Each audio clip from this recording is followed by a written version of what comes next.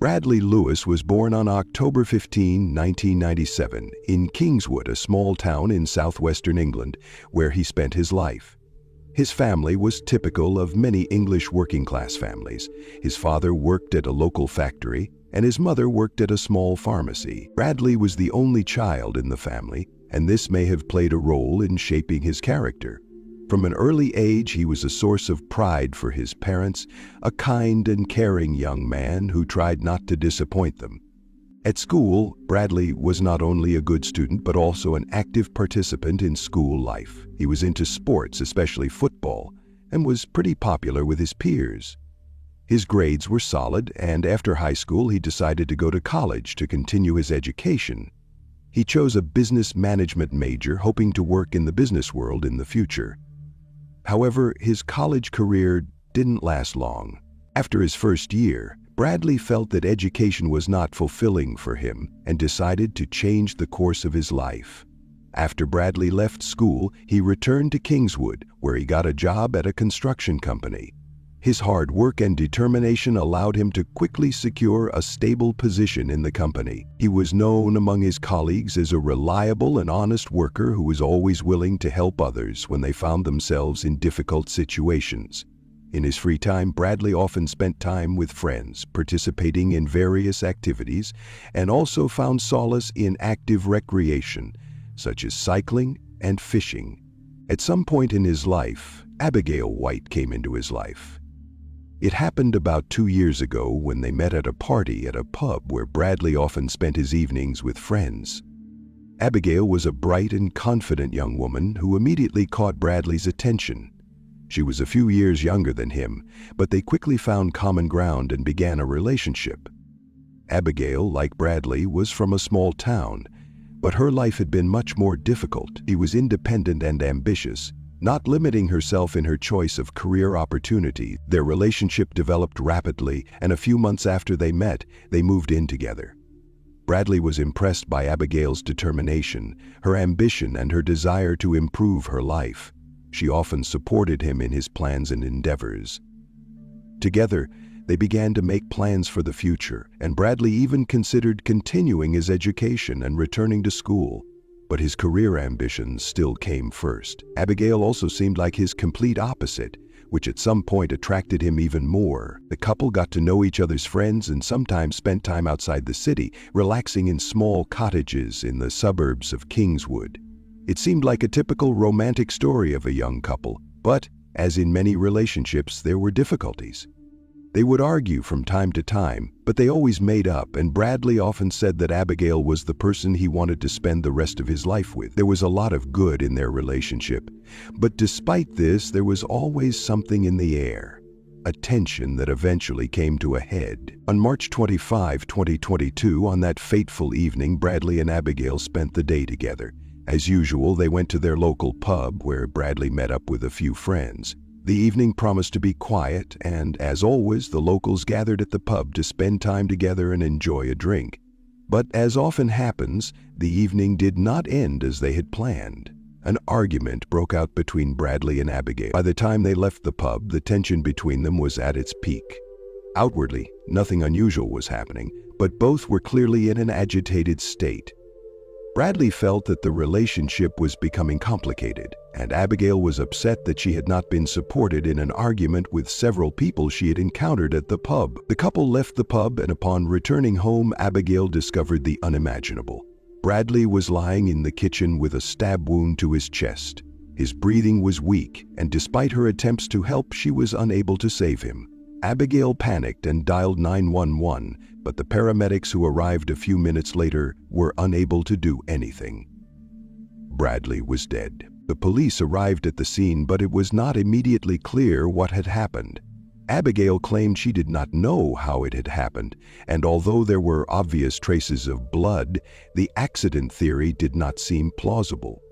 This marked the beginning of an investigation, but the police were still unable to answer the main question: who was involved in the murder of Bradley Lewis? Description of the crime scene. When the police arrived at the scene, the situation in the house was fairly normal, which immediately alarmed the investigators.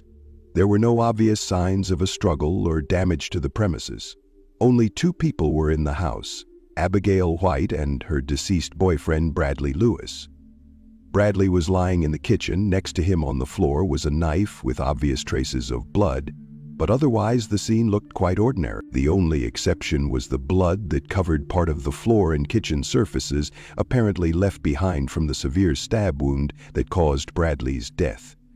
According to the police, Abigail was in shock. When she saw the officers arrive, she immediately began to tell them what had happened. Her speech was confused and sometimes interrupted, but the main points remained the same. She had tried to help Bradley, but he had died. She claimed that when they returned home, she and Bradley had continued to argue, but then he had suddenly been injured. Abigail explained that it was some kind of misunderstanding that led to the tragedy. Her words betrayed her confusion and fear, and although her testimony seemed sincere, it did not give investigators a clear picture of what had happened. Abigail approached Bradley with a knife to scare him, to shock him. She claimed that she had no intention of hurting him, but before she realized what had happened, the knife was in his chest. It all happened so fast that she didn't have time to comprehend what had happened. According to her, it was all over before she realized what she had done. When she realized that Bradley was seriously injured, she immediately tried to help him. Abigail said that she helped Bradley take off his clothes to stop the bleeding. She claimed that they did it together, but there was no time to save him. She helped him move to the kitchen, trying to use his t-shirt to cover the wound. Bradley sat down at first, but then his body fell and he was lying on his back. That was when Abigail realized that her efforts were futile. Bradley was dead. When the police questioned her, Abigail initially claimed that Bradley had injured himself. She said she didn't know how it had happened and that she was sure there had been some kind of misunderstanding. Several important questions immediately arose. Why couldn't she give a clearer explanation of what had happened in the house? Why wasn't she sure what had happened? These questions seemed important, and investigators knew they had to proceed very carefully so as not to overlook any details. Abigail claimed that she did not know who could be responsible for what had happened, and that she herself could not have struck Bradley. She also stated that when she saw him injured, she immediately tried to administer first aid, but it was too late. However, her story did not match the facts at the scene. In the kitchen where Bradley's body was found, there was a knife that turned out to be the murder weapon. It was found next to the body and looked like a regular kitchen knife. There were no other suspicious items in the room. This also alarmed investigators.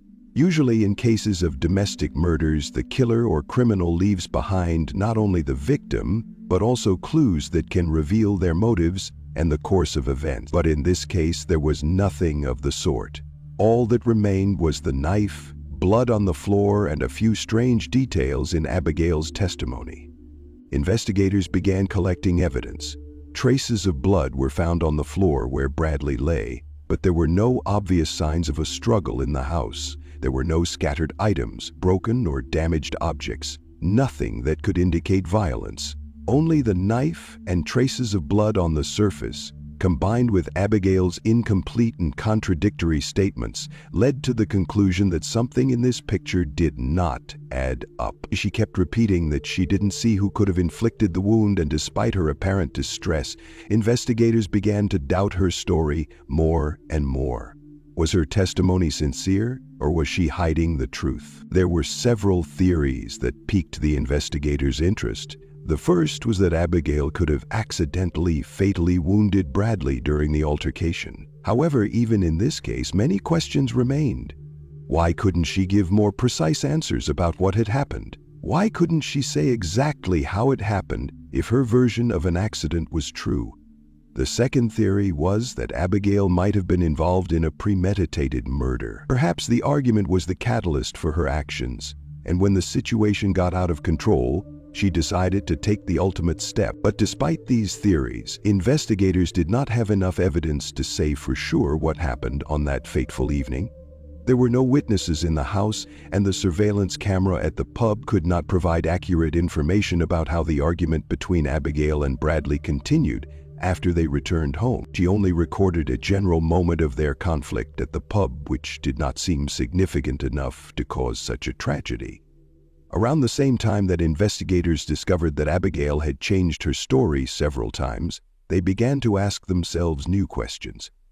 There were no unusual signs of violence at the crime scene, which in theory could indicate that it was not an accident. From that moment on, the investigation was just beginning. Time and the collection of evidence would eventually reveal the truth about what happened that night. However, each step brought the investigators closer to a definitive answer, although at that point, none of the theories could be confirmed. After the police began their investigation, CCTV footage from the pub where Abigail and Bradley had argued before returning home became an important part of the investigation. The cameras captured the argument, but unfortunately they did not show what happened inside the house when the couple returned. These recordings only confirmed that a serious argument had taken place between them, but they were unlikely to be decisive evidence in establishing what happened later. The police could not rely solely on these images, as they did not show what was happening inside the house. This was the first major obstacle in the investigation for the investigators, as the murder had taken place inside the house, and now they had to find out what had actually happened between the two people after they left the pub. When Abigail was questioned, her testimony began to change, which immediately caught the attention of investigators. At first, she claimed that she had not seen anything, that she did not know how Bradley had been injured, and that events had unfolded too quickly for her to comprehend. She claimed that it was all an accident, and that she could not explain who could have stabbed him or how. However, her story later became contradictory. Abigail admitted that during the argument, she had taken a knife from the kitchen. She explained that she had only intended to scare Bradley, but could not explain why the knife ended up in his chest. This admission raised many questions for investigators.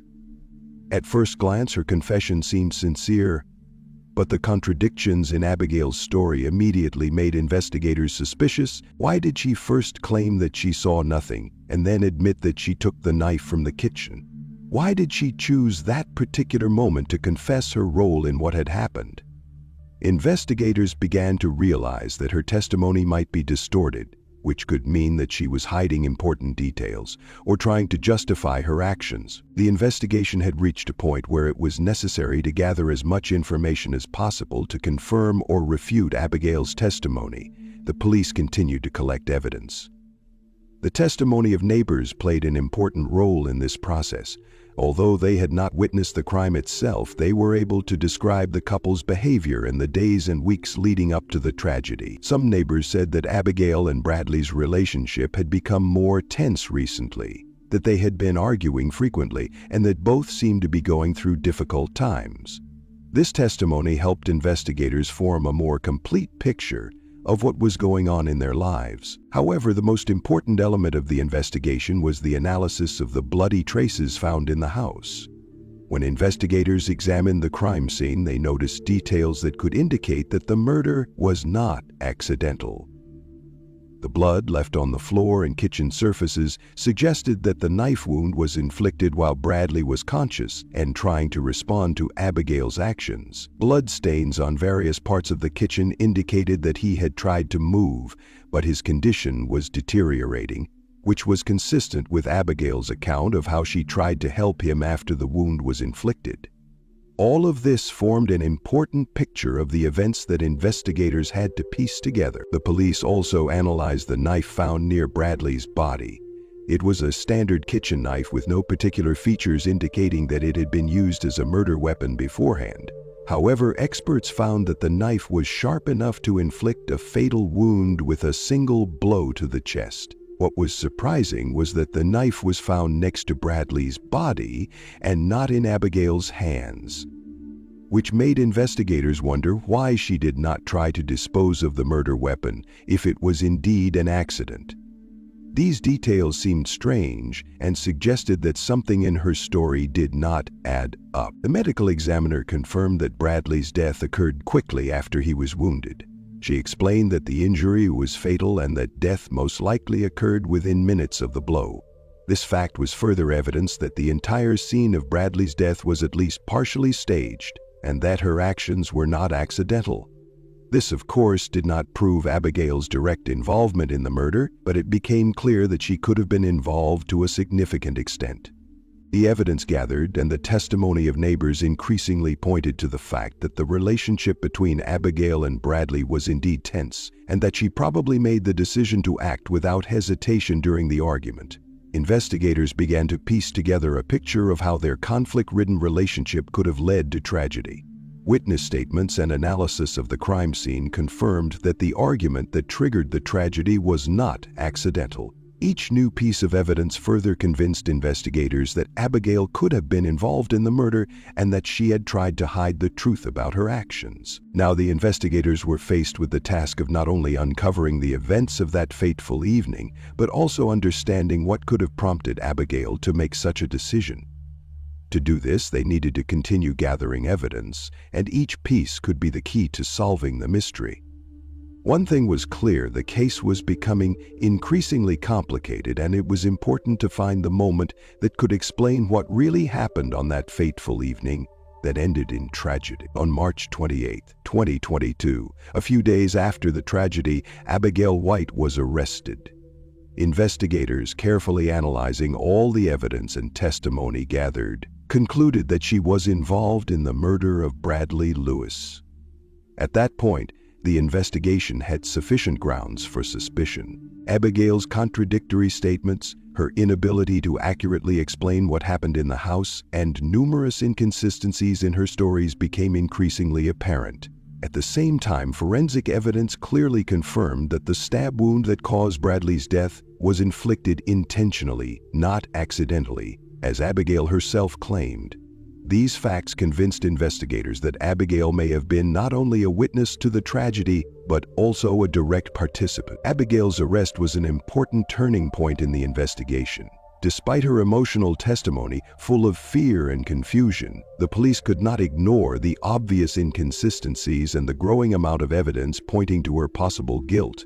She continued to insist that she had no intention of killing Bradley and that what happened was an accident.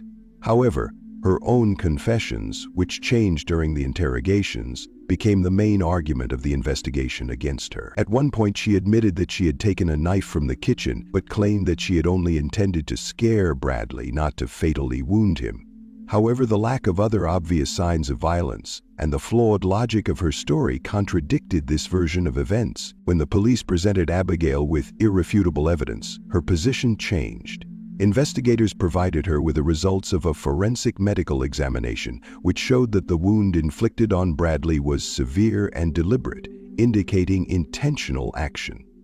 The wound could not have been accidental. The knife had been plunged with such force that it caused death within minutes. Experts who examined the bloodstains found that the crime scene did not match the typical scenario of an accidental injury. In addition, evidence found in the house indicated that there had been no attempt to fight off the killer, which also cast doubt on Abigail's claim that it was an accident.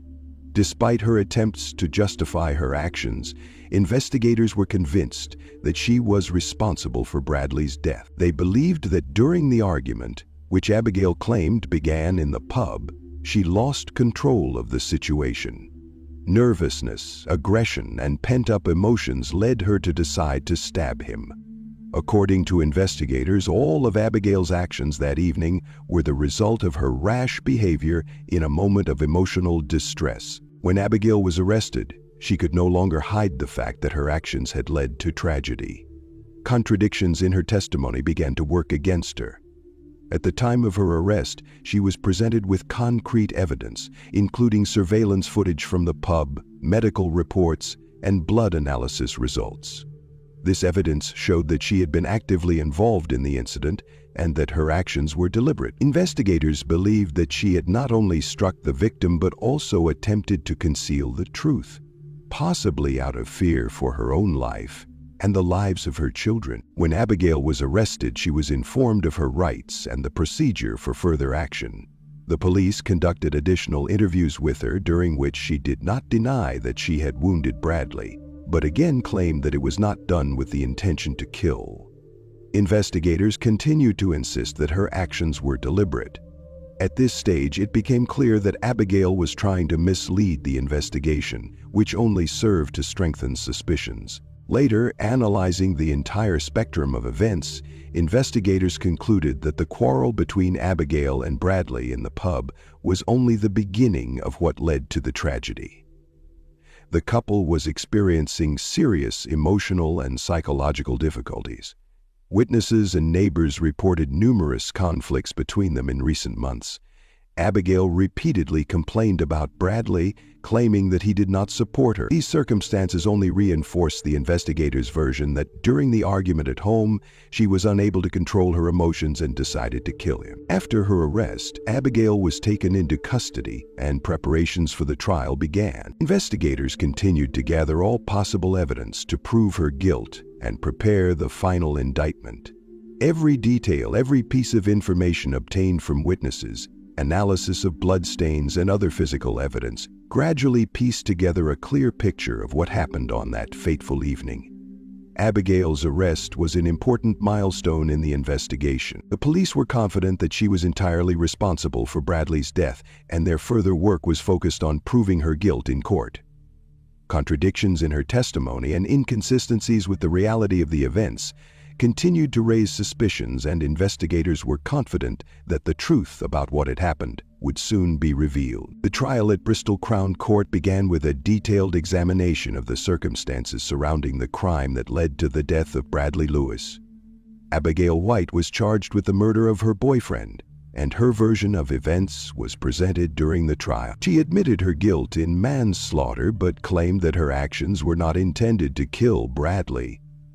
Abigail explained that she took a knife from the kitchen to shock and scare Bradley, but did not realize what had happened until it was too late. She claimed that during the argument she was in a highly emotional state, lost control, and could not predict the consequences of her actions.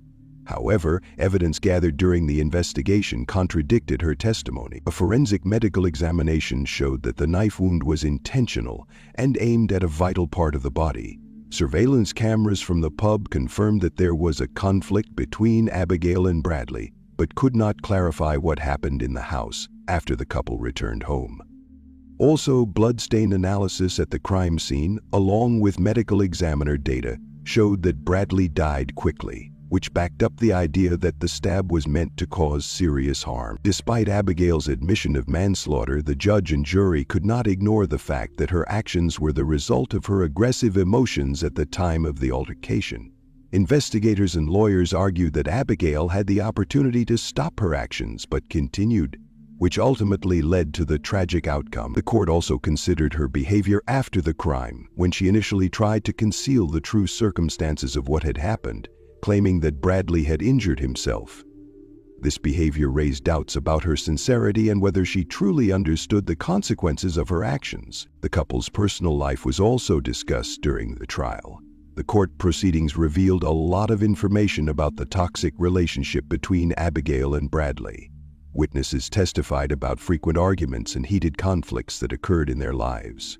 This added important information to the case, emphasizing that their relationship was extremely tense, which could have been a factor influencing Abigail's behavior at the time of the crime. Particular attention was paid in court to her emotional state. According to experts, Abigail was under severe psychological pressure due to accumulated relationship problems and her difficult life situation. The defense tried to prove that her actions were provoked by emotions and aggression caused by her difficult relationship with Bradley, which could have mitigated the punishment. However, despite her admission of manslaughter and the mitigating circumstances, the court was harsh in its decision. The prosecution insisted that her actions were deliberate and that she should be held responsible for Bradley's death. The judge and jury concluded that Abigail had inflicted a fatal wound on her partner as a result of aggression that crossed all boundaries, leading to the death of a person. Although she did not have the clear intention to kill Bradley, her actions were extremely dangerous and led to tragic consequences. The court also took into account her admission of guilt, which was a mitigating factor, as well as the fact that she did not hide her actions and confessed to the murder. However, despite her remorse, the court felt that the punishment should be severe to emphasize the seriousness of her actions. On October 21, 2022, Bristol Crown Court found Abigail White guilty of the murder of Bradley Lewis. The trial also revealed details of her toxic relationship with Bradley, as well as her behavior after the crime, which added further weight to the court's decision. The court ruled that Abigail White would be sentenced to life imprisonment. However, given her guilty plea and mitigating circumstances, the sentence was set with the possibility of applying for early release after 20 years. Cat West, known online as Kitty Cat West, was born on August 14, 1975 in Florida. From childhood, she stood out among her peers with her charm, beauty, and cheerful personality. Her friends called her the life of the party and admired her ability to draw people in. Despite her outward ease and brightness, Kat's life was not always easy. In the early 2000s, she faced difficult challenges. She worked as an exotic dancer and endured a painful relationship that left deep scars on her soul. However, despite all the adversity, Kat retained her inner strength and belief in a better future, striving to start a new chapter in her life. Her meeting with Jeff West in 24, when she was 29, proved to be fateful. It happened at a Super Bowl party where they both happened to be guests. A family friend, Chad Hinson, later said, "She said she had met the man she had been waiting for. To her, he was a knight in shining armor, the embodiment of her dreams." Jeff was a former Army recruiter, a calm, kind man with a strong character. Their feelings developed quickly. Kat quit her job as a dancer to build a new life with him. Just 4 months after they met, they got married. In 2005, the couple had a daughter, Logan. For Kat and Jeff, she was the greatest gift and symbol of their family. Over time, they moved to Collar, a suburb of Birmingham, where they both had relatives. Jeff got a job as a security officer at a local college, and Kat became a housewife, while also being active on social media and developing her own paid website, where she performed under the pseudonym Kitty Cat West. Her page attracted thousands of followers, but for the family it was more a form of self-expression and a hobby than a source of contention. The West family's life was filled with the everyday joys and struggles typical of many families. Despite the occasional arguments, Kat and Jeff supported each other and built a future together. Their daughter Logan described her father as a calm, kind, and caring man who never showed aggression. The family tried to create an atmosphere of love and security to give their daughter a solid foundation for life. The evening of January 12, 2018 arrived, a day that was supposed to be ordinary but ended in tragedy. Kat and Jeff decided to spend some time together, leaving their daughter in the care of relatives. They went on a date, wanting to take their minds off their worries and have a pleasant evening. The couple went to dinner at one of Calera's restaurants and then stopped by a local liquor store. There they bought a bottle of Jameson whiskey and a bottle of Lucid Absinthe, a drink with a distinctive green hue and strong flavor. Absinthe would soon play a fatal role in their lives. Around 9 p.m. they returned home. Jeff decided to take some photos of his wife, who posed for the camera in colorful lingerie and shoes. The couple drank heavily throughout the evening. Their relationship was complex and ambiguous. Despite some disagreements in the past, in their messages that evening they exchanged affectionate words and made plans for the evening together.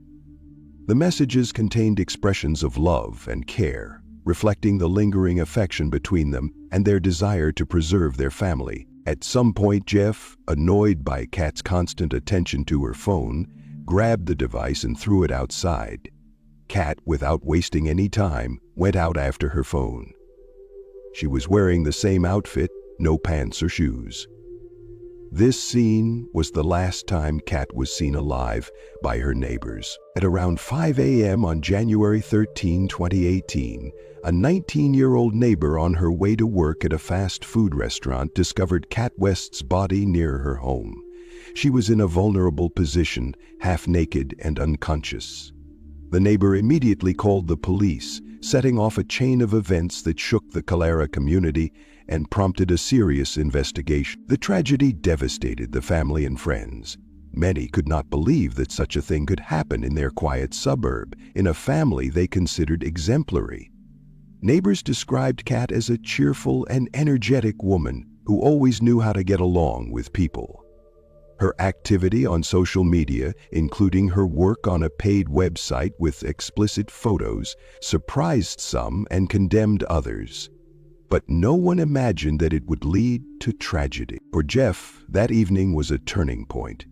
Everything that had been filled with love, expectations, and hopes turned into a series of tragic events in just a few hours. Family, friends, and acquaintances were drawn into the investigation, trying to understand what really happened on that fateful January evening. When the police arrived at the scene in the early morning of January 13, 2018, they were met by an unusual and disturbing scene on the street near the West's home. Law enforcement officers immediately noticed the body of a woman lying on the border between the sidewalk and the lawn, without any signs of the usual order and safety of a residential area. It was Kat West, a 42-year-old mother and resident of Calera, who has now become the central figure in a horrific investigation. The body was lying face down, partly on the asphalt and partly on the grass. The woman was dressed only in a pink sports bra, without pants or shoes, which in itself seemed strange and raised many questions for the police who arrived at the scene. Such attire on a winter evening in January was unusual and alarming. The position in which the body was lying did not resemble a natural accident. On the contrary, it seemed that the scene had been carefully staged. Next to the body was a bottle of lucid absinthe with its characteristic green hue. It was neatly placed directly on a cell phone, an unusual detail that immediately caught the attention of the police and investigators. According to witnesses and experts, the position of the bottle looked as if someone had deliberately tried to create a certain impression or distract attention from the true circumstances of the death. The first glance at the police officers also noticed several disturbing signs of violence. There was blood around the body, large stains on the asphalt, and traces running down the surface of the road. These bloodstains indicated that the victim had suffered serious injuries that could not have gone unnoticed. There were visible signs of injury on the body, especially in the head area, although the examination at the scene was superficial and served only as a preliminary assessment. The surrounding circumstances were unusual. The door to the West's house was wide open, which aroused further suspicion among the police. It is not normal for the owner to leave the front door wide open after a nighttime incident, especially when it was already cold outside and an emergency was underway. The open door added to the mystery. Perhaps someone was trying to hide something, or did not want to interfere with the rescue efforts. Jeff West himself appeared at the doorstep. His appearance immediately caught the eye. The man looked agitated, nervous, and alarmed. In conversation with the police, he claimed that he had been awakened by the sound of sirens and did not immediately understand what was happening. His words and behavior caused mixed feelings among law enforcement officials. On the one hand, visible confusion, on the other, possible tension, which could be a sign of something more than just an accident. The police began gathering preliminary information and examining the crime scene, not ruling out several possible versions of what happened. Among the main theories were an accident, a fall followed by serious injury, and a possible car accident. These hypotheses seemed quite realistic given the overall picture and the absence of obvious signs of a struggle at first glance. However, the details, the strange position of the bottle on the phone, the open door, the unusual attire of the deceased, already suggested that the case could be much more complicated. The police understood that a thorough investigation would be necessary to unravel the chain of events that led to the tragedy. In the first few hours at the scene, forensic experts worked to secure all evidence, photograph the area, and collect blood and other samples. They paid particular attention to the position of the body and nearby objects, trying to determine whether they had been moved after the incident. Special attention was paid to a bottle of absinthe, a unique item that could prove to be a key link in the case. Investigators also began interviewing neighbors to find out if they had heard anything unusual that night. Some mentioned sounds of an argument, others mentioned noise or screams, but there was no concrete evidence. The police and experts cordoned off the crime scene to prevent any possible tampering with evidence. Shortly after arriving at the scene, the county coroner was called to examine the body and determine the preliminary cause of death. While the on-site examination was limited to a visual assessment, the coroner already had doubts about the natural cause of the injuries. The head wound appeared too serious for a normal fall and required further medical investigation. Meanwhile, rumors and theories about the incident began to circulate in the neighborhood, ranging from an accident to domestic violence and even a criminal offense. The public was alarmed, and the media focused its attention on this mysterious case, trying to find answers to questions about why and how such a tragedy could have occurred in a quiet suburb. From the very beginning of the investigation, the police knew they had a difficult job ahead of them, and that every little detail could be crucial. The bottle of absinthe, the phone, the open door, and the distraught man at the doorstep. All of this was a puzzle that needed to be pieced together. On January 14, 2018, 2 days after the tragic discovery of Kat West's body, a key medical examination began at the Shelby County Coroner's Office. Kat's autopsy was a fateful event, the results of which would determine the course of the investigation. This was not just a formal examination. The coroner and investigators were tasked with determining the cause of death as accurately as possible, and if possible, identifying signs of violence. Coroner Lena Evans, known for her thoroughness and attention to detail, set to work with great professionalism.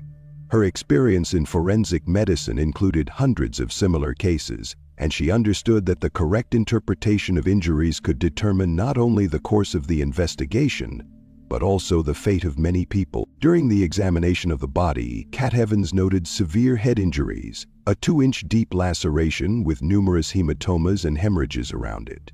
This injury immediately stood out as unusual. The injury was so severe that it could not have been caused by a normal fall, the coroner later said. Given the victim's height, just 5 feet 2 inches, and the absence of sharp objects nearby, the injury was likely caused by a blow from a heavy, hard object with ribs or protrusions. This immediately ruled out an accident as unlikely. Particular attention was paid to a bottle of lucid absinthe found at the scene. It had a clear chip, damage that could have been caused by an impact. Experts noted that such a chip could not have been caused by the bottle simply falling onto the asphalt. Moreover, fingerprints belonging to Kat and Jeff West were found on the neck of the bottle. Traces from both sides were present, which is understandable. They had been drinking from the bottle together the day before. However, the peculiarity was that Jeff's fingerprints were found on the bottle in a position indicating that it had been held upside down. This coincided with the version that the bottle could have been used as a weapon to inflict the blow. The coroner noted that this combination of evidence, a deep wound, a chip on the bottle, and fingerprints, pointed to the violent nature of the injury. This became one of the key elements that radically changed the course of the case. After receiving the coroner's report, investigators began collecting and analyzing evidence that could help reconstruct the events of Kat West's last night. An important source of information was the ADT home security system installed in the West's home. This system recorded every opening and closing of the front door with split-second accuracy, a unique opportunity for investigators to track movements inside the house and compare them with the suspect's statements. According to Jeff West, he went to bed around 10:30 p.m. and did not wake up until morning. However, the ADT data painted a different picture.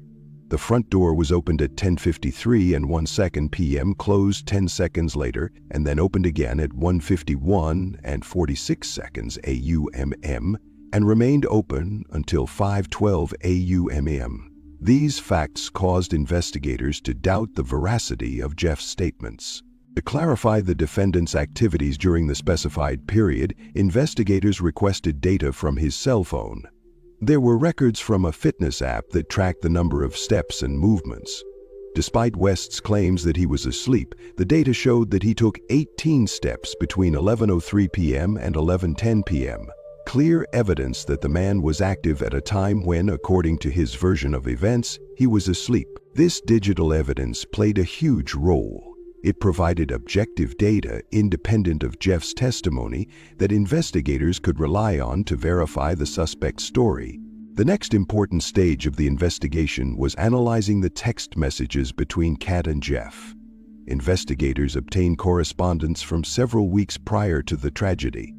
These messages not only helped to understand the course of events, but also revealed the emotional dynamics of the relationship. In her messages, Kat sometimes expressed disappointment and fatigue with family problems and some of her husband's actions. There were accusations, for example, of destroying the marriage and complaints about difficulties. However, at the same time, these same messages contained words of love, support, and tenderness. They exchanged affectionate phrases, planned evenings together, and shared warm memories. On the day of the tragedy, their correspondence was filled with promises to each other and plans for time together. This emotional kaleidoscope showed that Kat and Jeff's relationship was complicated and full of contradictions, but far from entirely negative. This led investigators to hypothesize that the conflict may have had deeper roots and was not just a domestic quarrel. In parallel with the analysis of digital data, investigators meticulously collected physical evidence. Every little detail could be the key to solving the case. Photos of the crime scene taken by forensic experts recorded the position of the body, bottles, phone, and other objects.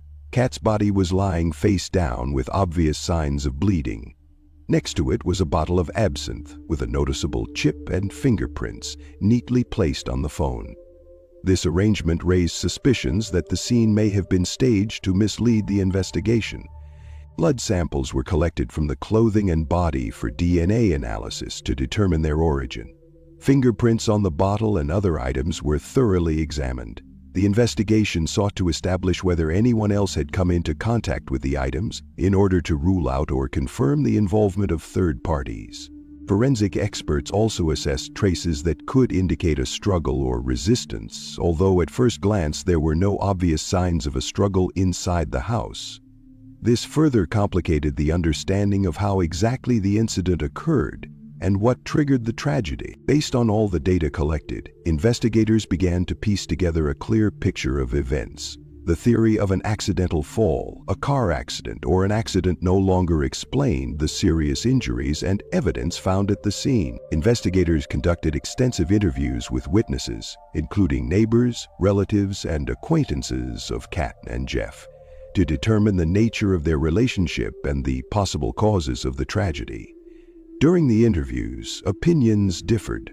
Some reported frequent arguments and heard noises or screams coming from the couple's home on the night of the incident, while others claimed that the family was peaceful and quiet and that they had not noticed any suspicious noises. These conflicting statements complicated the investigation as they did not allow for an unambiguous assessment of the atmosphere in the family and the presence of conflicts, which became one of the important factors in the further investigation. The work of experts and police officers became increasingly thorough. Every detail, from the head wound to the phone data, became significant. The investigation team prepared to continue their analysis, knowing that a difficult and long road to the truth lay ahead. After a long and thorough investigation, which began immediately after the tragic discovery of Kat West's body, investigators gathered a huge amount of evidence that allowed them to reconstruct the last hours of her life. Particular attention was paid to the position of the body and surrounding objects, as well as the behavior of the suspect, Jeff West. It was these circumstances that allowed the police and forensic experts to piece together a complete picture of what had happened and form the basis for an arrest. One of the key elements of the case was the unusual position of the bottle of lucid absinthe, which had been carefully placed on Kat's cell phone. This arrangement was so unusual for an accidental incident that investigators considered it a staging. Such a deliberate action indicated an attempt to create a certain impression and confuse the police. In addition, Jeff West's fingerprints found on the neck of the bottle, in the position where it was held upside down, clearly correlated with the version of the bottle being used as a weapon to strike the victim on the head. Given the severity of the victim's injuries and the damage to the bottle, investigators confidently linked these facts together. Jeff's strange behavior on the night of the incident and in the first hours after it also did not go unnoticed. His claims that he went to bed around 10:30 p.m. did not match the security system and phone records, which showed that he was active much later. When he arrived at the scene, the man appeared nervous and agitated, which only heightened the suspicions of law enforcement. These inconsistencies and doubts became an important part of the evidence. All the facts together, the position of the body, the fingerprints, the damaged bottle, the security system data, the contradictory statements, and the suspect's behavior, allowed investigators to reach a final conclusion: Jeff West was involved in his wife's death. Based on these findings, an arrest warrant was issued for him. On February 23, 2018, almost a month and a half after the tragedy, Jeff West was officially arrested and placed in a detention center on charges of murdering Kat West. This step was the result of persistent work by law enforcement agencies and an important turning point in the case. The charges were based on a combination of evidence: Kat's severe head injury, inconsistencies in Jeff's statements, evidence from the absinthe bottle, and data from the security system and phone. In addition, the scene of the crime, with the door open and the items clearly staged, supported the theory of intentional action. Between his arrest and the start of the trial, which did not take place until late 2020, Jeff West was in custody. During those 2 years, intense preparations for the trial were underway. Both sides actively gathered new evidence, analyzed witness statements, and conducted additional expert examinations. The prosecution, having convincing evidence and seeking to expedite the trial, offered Jeff West a deal. The essence of the deal was that if he pleaded guilty, he would receive the minimum sentence, taking into account the time already spent in custody and the possibility of subsequent parole with a 2-year probation period.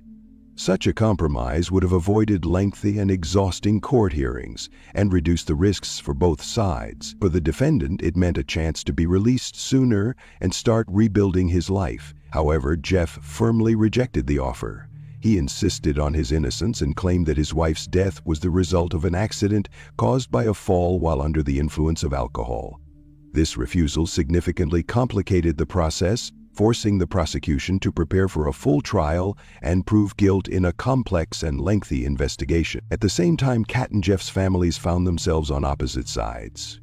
Contrary to popular belief about animosity, Kat West's family requested clemency and a reduced sentence for Jeff throughout the investigation and pretrial period.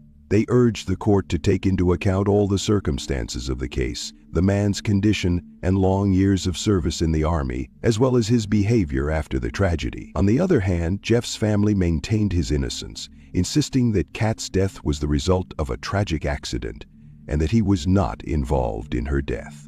Over the course of 2 years of intense work, both sides prepared for the trial.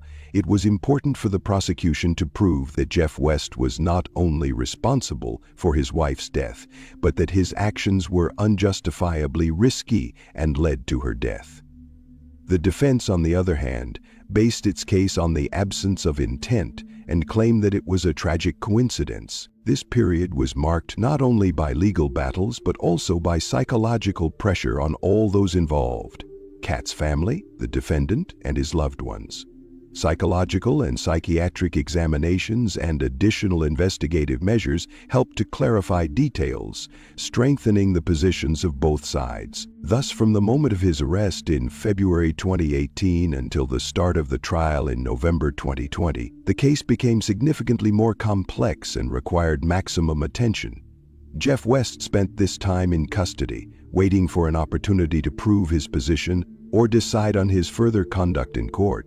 At the same time, Jeff West's family fought for justice, hoping that the court would take into account all the nuances of the case. Thus, this period of time became a preparatory stage, during which many legal, evidentiary, and emotional aspects of the case were established. The foundation on which the future trial was built. The trial of Jeff West began on November 17, 2020 in Shelby County Court and attracted significant public attention. Over the course of several days, intense hearings were held in the courtroom, during which both sides, the prosecution and the defense, presented their evidence, called witnesses and experts, and presented their arguments. Every detail of the case, every word carried weight, as the fate of the defendant and the memory of the deceased Cat West were at stake. The prosecution focused on witness testimony and expert opinions that pointed to the defendant's inexcusable negligence, which led to his wife's death. Medical experts confirmed that the wound on Cat West's head was so severe that it could not have been caused by a simple fall. Of particular significance were Jeff West's fingerprints on the lucid absinthe bottle, which were positioned as if the bottle had been held upside down. This was consistent with the theory that the bottle had been used as a weapon to deliver the fatal blow. The investigation presented photographs from the scene, security camera footage, and phone records that revealed inconsistencies in the defendant's account. In audio recordings of the interrogations, prosecutors noted that Jeff West was reserved and thoughtful in his answers, which, according to the prosecution, indicated attempts to hide the truth and avoid responsibility. The emphasis was on the fact that Jeff's actions were not accidental, but the result of a deliberate plan, albeit without direct intent to kill. The defense, in turn, insisted that Cat West's death was the result of an accident. According to their version, the woman, who was heavily intoxicated, fell and suffered a fatal injury. The lawyers tried to discredit some of the prosecution's evidence, pointing to possible errors in the collection of evidence and shortcomings in the expert reports. They emphasized that there was no direct evidence of intentional violence. An important element of the defense was the testimony of relatives and friends who described Jeff as a calm, kind man who was not prone to aggression. The couple's daughter made an emotional plea to the court to show mercy to her father. Numerous witnesses gave testimony, ranging from neighbors who could hear noise or conversations that night to forensic scientists and digital data experts who analyzed phone records and security system data.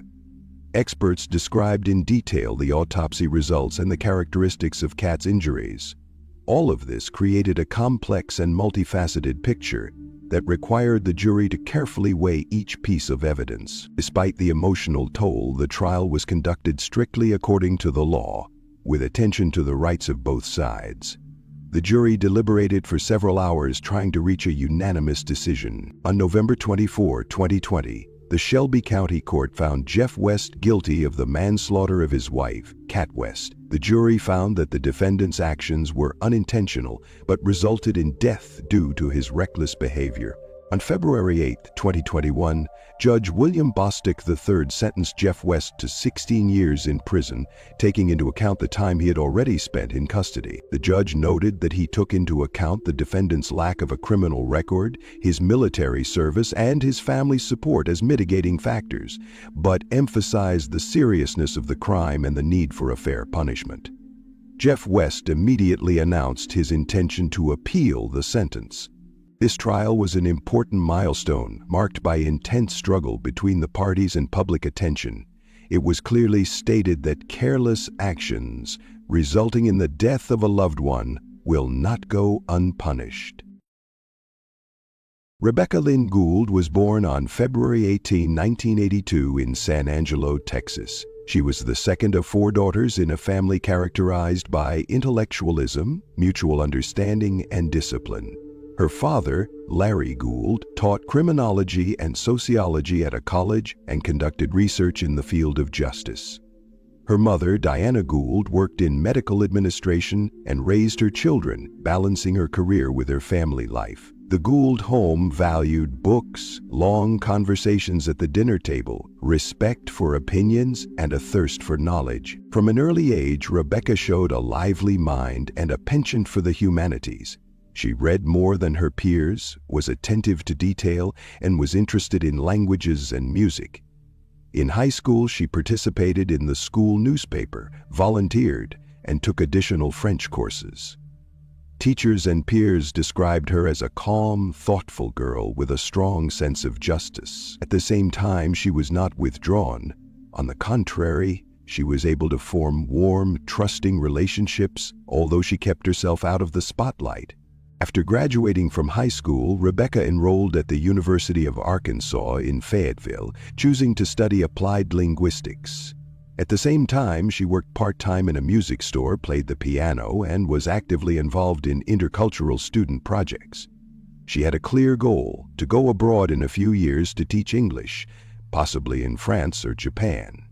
Her life followed a predictable but fulfilling path: school, work, friends, family. She kept in touch with her relatives, wrote letters, and visited her younger sisters. She met Casey McCullough in Fayetteville at a cafe where a student event was taking place. He was from Melbourne, a small town in northern Arkansas, and worked in logistics. Calm, quiet, but attentive, he immediately stood out from the crowd. Their relationship developed gradually, without drama or scenes. Casey often invited Rebecca to his hometown to show her around and introduce her to his friends. She felt comfortable in Melbourne, especially in Casey's father's house, a one-story brick house on Mokula Trail surrounded by pine forest. There was a fireplace, an old library, and a piano. It was this combination of comfort and seclusion that Rebecca particularly liked. In September 2004, after the start of the fall semester, Rebecca returned to Melbourne. She planned to stay for the weekend and return to the university on Monday morning. Casey was going away to visit friends for a couple of days and offered her to stay at the house alone. She agreed. She was last seen on Monday morning, September 20, at a local laundromat. She dropped off her laundry, picked up her clean clothes, exchanged a few words with the owner, and left. There were no signs of distress. She looked calm, dressed in everyday clothes, jeans, a light sweater, and sneakers. It was her usual morning routine. Casey returned on Tuesday evening, September 21. The house greeted him with a strange, suffocating silence. The door was unlocked. Inside, there was a feeling of unnatural disorder. Towels were scattered in the hallway, and there was water in the bathroom sink as if someone had washed their hands in a hurry. In the living room, the furniture had been moved slightly, and there was a pillow on the floor. In the bedroom, the mattress had been moved and the sheets were crumpled. On one of them was a dark stain that looked like blood. He called out to Rebecca, but there was no answer. Her cell phone, keys, and wallet were on the nightstand. The contact lenses she wore every day were in their case. Everything indicated that she had no intention of leaving the house. Rebecca's car was parked in the driveway, locked but with no signs of movement. Casey started calling her friends, but no one knew where she was. For a while he hesitated, hoping she had just gone for a walk.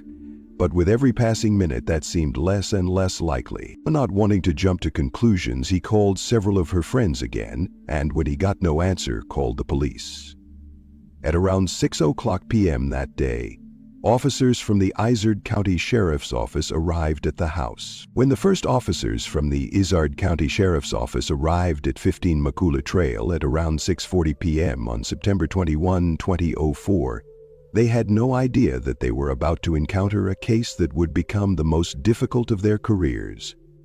The call came from Casey McCullough, who reported a disturbance at the house and the disappearance of his girlfriend, Rebecca Gould. He insisted that her belongings were still inside. Her car was parked at the entrance, but she was nowhere to be found, and he was unable to contact her. The police arrived in 2 cars.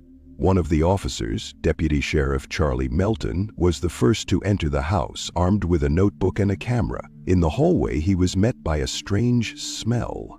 Not rotten, but distinctly musty, as if someone had hurriedly tried to clean the place. The house wasn't very big, a typical one-story detached house with 3 rooms, a living room, and a kitchen, built back in the 1970s. The windows were closed and the lights were off. An awkward, still silence reigned in the house. First, the investigators examined the hallway and living room. Everything looked almost normal except for one thing. A pillow was lying on the floor by the sofa, and the coffee table had been moved to one side. On it stood a bottle of water with fingerprints still visible on the surface. In the corner of the living room stood an old upright piano, dark brown in color. On closer inspection, it appeared that one of the legs of the instrument had been partially detached. On the floor beneath the piano lay a wooden pin with traces of varnish and a crack that was clearly not accidental. This item was recorded in the report and later identified as a potential weapon. In the kitchen area, investigators found no signs of a struggle. However, there was a half-peeled pear and a knife on the countertop. This indicated that Rebecca had been cooking or eating at some point. There were 2 cups in the sink. Everything looked calm but sterile, as if someone had tried to clean up afterwards. One strange thing was a bag of bread left on the floor near the refrigerator. The bedroom attracted the most attention. According to investigators, this was where the incident that would later be classified as an assault took place. The bed was in disarray. The mattress had been moved and the sheets had been thrown onto the headboard. On one of them, closer to the center, there was an irregularly shaped dark stain that had soaked into the fabric. Analysis showed that it was blood. A little later, a reagent test confirmed the presence of blood stains on the inside of the mattress. The blood had not splattered, but had been absorbed into the surface, indicating that the victim had been lying or in the same position for some time. There was a nightlight above the bedside table. Under it were Rebecca's neatly folded contact lenses, her wallet, and her cell phone. Her documents, bank card, and even her student ID were still inside. This sharply contradicted the version that the girl had left of her own accord. No one, especially a student, would leave home without their personal belongings, let alone contact lenses which are needed every day. Everything pointed to a sudden interruption in her normal routine. Particular attention was drawn to the absence of one of the blankets that had previously been on the bed. Casey claimed that it was definitely there when he left. Its absence was noted in the report. This fact seemed insignificant, until it turned out that a week later, when Rebecca's body was found, it was wrapped in that very blanket. This detail would later play a key role in reconstructing the events. The officers then proceeded to the bathroom. There were more traces here. Towels were wet and scattered across the floor. One of them had a blood stain on the edge. The sink was filled with murky water, as if someone had washed their hands in a hurry and not dried the bathroom afterwards. There were small splashes on the mirror, barely visible but captured in the photo. Inside the laundry basket were clothes, but according to Casey, some items were missing. It later turned out that Rebecca's pajamas were gone. There were no signs of forced entry. The locks were undamaged, the windows were closed from the inside, and there were no scratches or marks on the door frames. There were no signs of theft in the house. Appliances, jewelry, money, everything was in its place. This indicated that either the perpetrator was familiar with the victim and gained access voluntarily, or took advantage of the fact that the door was unlocked. Rebecca's car, a white Hyundai sedan, was parked in the driveway. Inside was a bag with textbooks, a couple of CDs, a notebook with notes, and a planner for the week. In the trunk was a neatly folded gym bag. The car was locked. Everything looked as if she was getting ready to leave, but she never did. The next morning, September 22, 2004, Rebecca Gould was officially reported missing. The county sheriff's office launched a full investigation. The house on Makula Trail was completely isolated, and county crime scene investigators and technical specialists were called in. Blood samples were taken, fingerprints were lifted from surfaces, and clothing and household items with possible biological traces were seized. The piano, whose leg was damaged, was dismantled. Microscopic traces of blood found on its end later confirmed that it had been used in the attack. Initially, investigators considered several versions, ranging from an accident to a robbery that turned into a conflict. However, the absence of signs of forced entry, the safety of valuables, and the nature of the disorder in the house quickly narrowed the circle of suspects. Everything pointed to the fact that Rebecca knew the person who caused her disappearance. At the same time, a search was launched in the surrounding area. Over the next 2 days, volunteers, officers, and dog handlers combed the nearby woods, riverbanks, and ravines, but neither the body nor any new clues were found. By this point, the police realized that this was not just a case of disappearance, but most likely a violent crime with fatal consequences. Although the evidence was circumstantial at that point, the crime scene spoke for itself. The bedroom, bathroom, damaged furniture, blood, and the absence of any signs of a struggle or escape all pointed to the fact that a crime had been committed in this house, in silence, and without witnesses, the consequences of which would soon shock not only the small town of Melbourne, but the entire state of Arkansas. Rebecca Gould's body was found on September 28, 2004, 8 days after she went missing. It was found by random passers-by on the side of Highway 9 on the outskirts of Izard County, about 5 miles from Melbourne. The body was lying in a ravine on a slope, covered with tall grass and partially by branches. It was wrapped in a blanket that immediately looked familiar to investigators. When the process was completed, it presented that the body was concealed from the bed in a beacon of blanket that was missing from the bed in the house where Rebecca had been living before her disappearance. It became the first direct link between the house and the place where the body was found. Forensic experts determined that death was caused by a traumatic brain injury, resulting from repeated blows with a blunt object. According to the pathologist's report, the time of death was consistent with the morning or early afternoon of September 20, the day she was last seen alive. The discovery of the body gave investigators more solid ground to work on. The house on Makula Trail was now officially considered a crime scene, and the investigative team from the Izard County Sheriff's Office entered a more decisive phase. Initial efforts focused on gathering evidence and interviewing those closest to her. Dozens of people were questioned, including Casey McCullough, Rebecca's ex-boyfriend with whom she had been living at the time of her disappearance, as well as his father, neighbors, college friends, co-workers, and even casual acquaintances. The investigators were primarily interested in time frames. Who was where between September 18 and 21?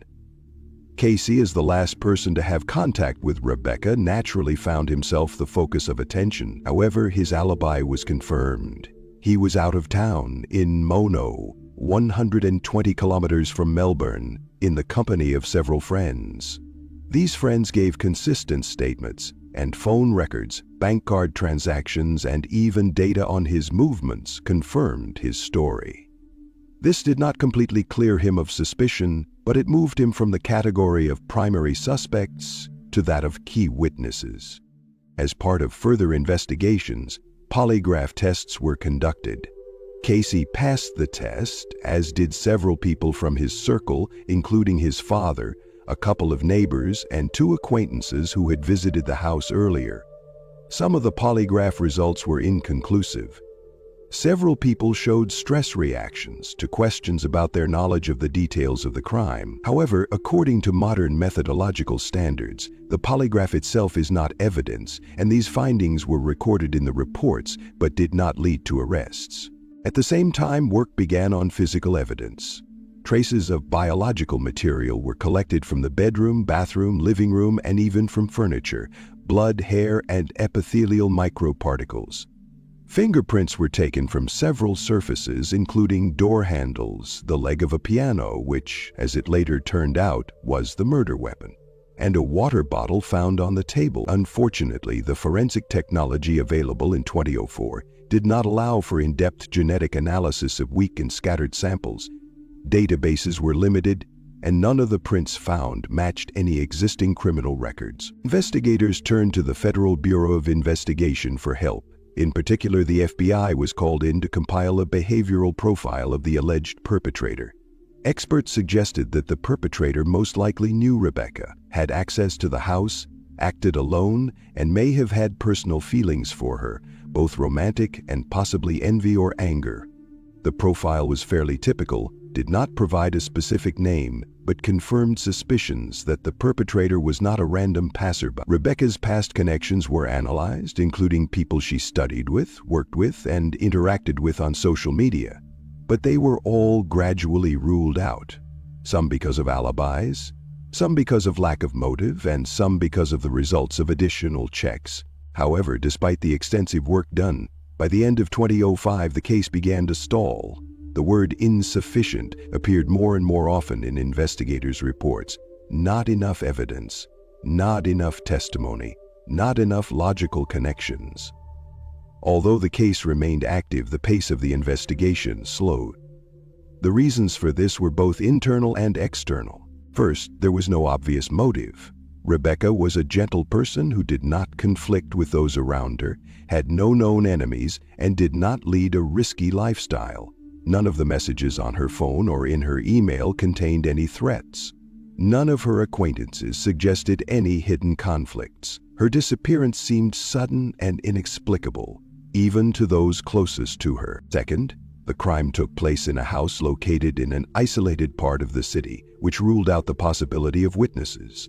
No neighbors heard any suspicious noises, and no surveillance cameras recorded anything unusual, simply because there were none in the area.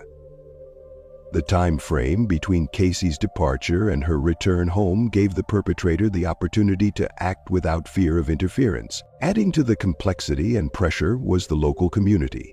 Melbourne is a small town where everyone knows everyone, and any crime becomes the subject of public discussion. Investigators were constantly faced with a flood of rumors, speculation, and informal accusations. Some claimed to have seen Rebecca in a car with a stranger on the day of her disappearance. Some speculated that jealousy was the motive. All of this distracted attention from the main task at hand, finding facts. Some witnesses refused to speak officially, fearing publicity or public condemnation.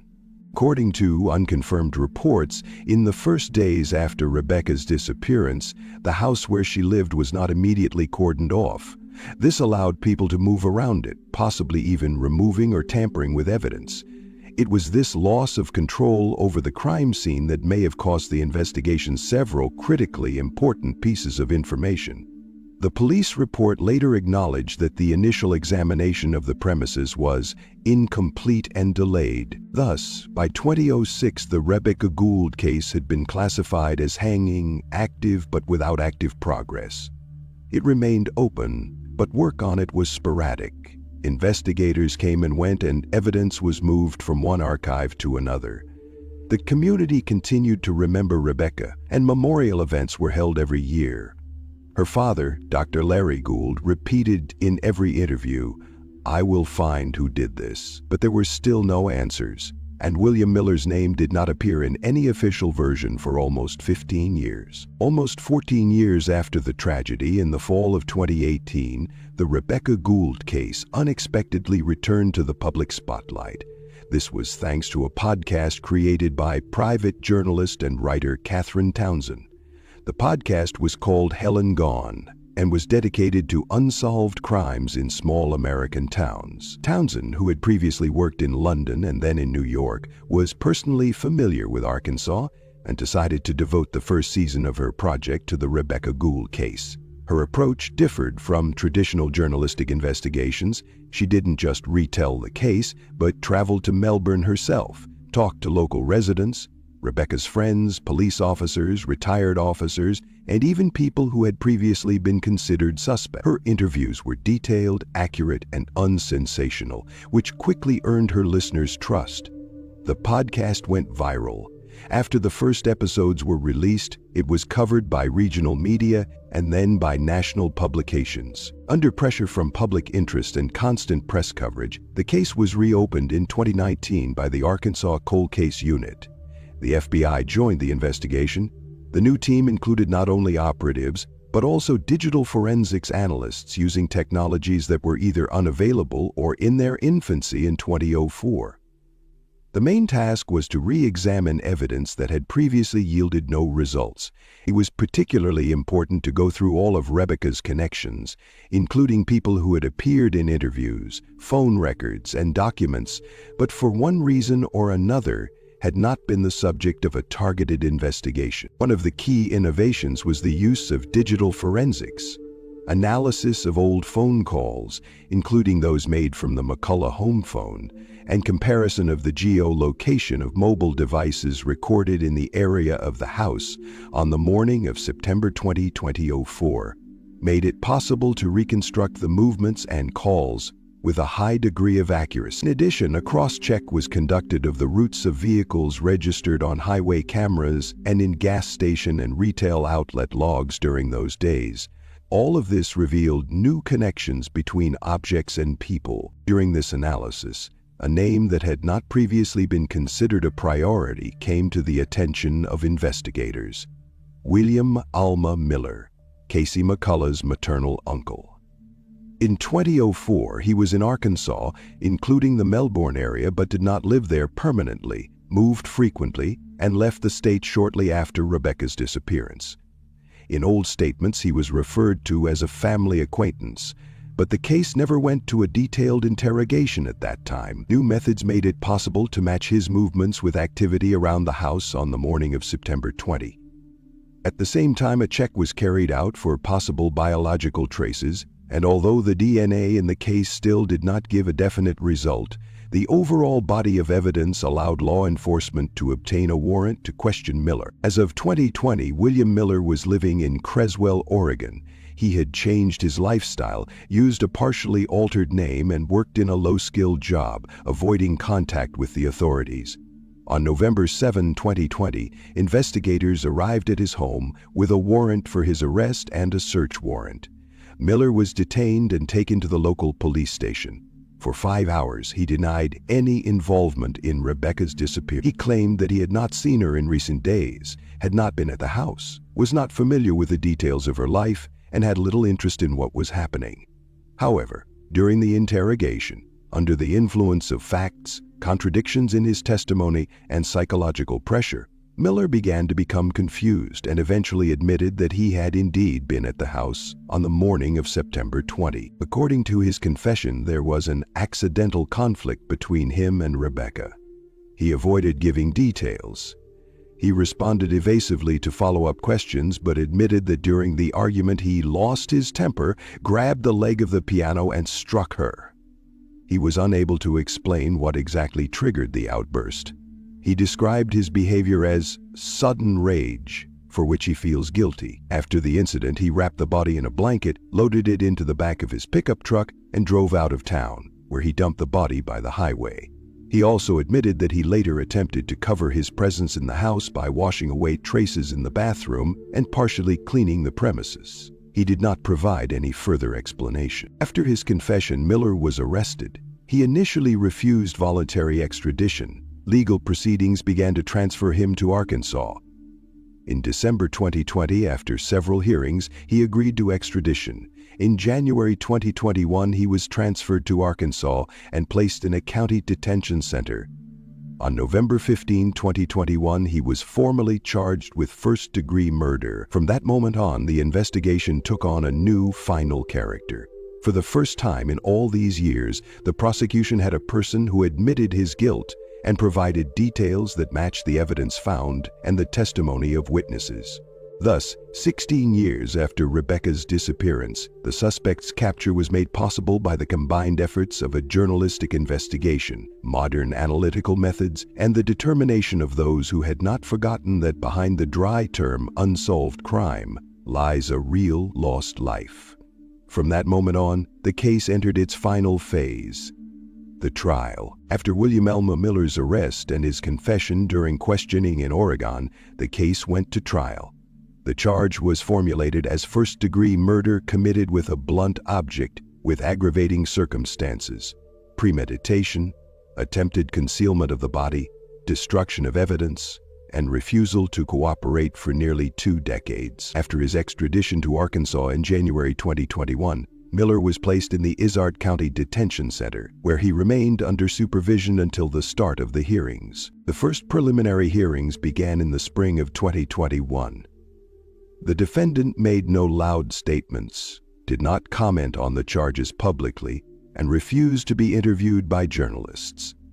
His defense was based on mitigating circumstances, no prior convictions, emotional turmoil at the time of the crime, and cooperation with the investigation during the confession stage. The prosecution, in turn, emphasized that Miller had deliberately gone into hiding for 16 years, lived under a different name, changed his place of residence, and in essence evaded justice. The fact that he lived freely while the Gould family was tormented by uncertainty became a key point in the prosecution's moral argument. The hearings were held in the District Court building in Melbourne, Arkansas. The trial attracted public interest. Journalists, local residents, and representatives of human rights organizations attended every hearing. Rebecca Gould's family was present at all the hearings. At one of them, Rebecca's father, Dr. Larry Gould, read a prepared statement addressed to the court and the defendant. His speech was calm but filled with inner pain. He said, "I promised at my daughter's funeral that I would find her killer. I have kept that promise. But no sentence will bring her back. I am not seeking revenge. I want the truth to be remembered." The hearings lasted almost a year. Miller was passive, reserved, and spoke quietly. During the hearings in October 2022, his lawyers unexpectedly proposed waiving the right to a jury trial. According to sources, this move was agreed upon with the Gould family to avoid a lengthy trial and further emotional distress. The parties agreed on the terms. In exchange for a guilty plea, the defendant would receive a fixed sentence. Not life imprisonment, but a long prison term with minimal possibility of early release. Given Arkansas law, this approach avoided appeals. On October 18, 2022, the final hearing took place. Rebecca's relatives, representatives of the prosecution, investigators who worked on the case, and journalists were present in the courtroom. Judge Tim Weaver read the sentence in silence. Before that, Miller himself was given the floor. He made a brief statement expressing regret for what had happened. "I am sorry. I cannot change this. I must take responsibility. I understand that I must serve my time." His face was expressionless. His speech was even but lacking in specifics. The judge did not believe in the sincerity of his remorse. On October 18, 2022, the Izard County Circuit Court found William Alma Miller guilty of first-degree murder committed on September 20, 2004, against Rebecca Lynn Gould. On October 19, 2022, he was sentenced to 40 years in an Arkansas state prison without the possibility of parole for at least 70% of his sentence. The life of April Kaufman began in 1965 in Atlantic City in a quiet residential neighborhood where the streets were filled with the sound of bicycles and children's voices in the evenings. The family lived modestly. Her father worked as a storekeeper for the municipal government, and her mother was a stenographer for the city administration.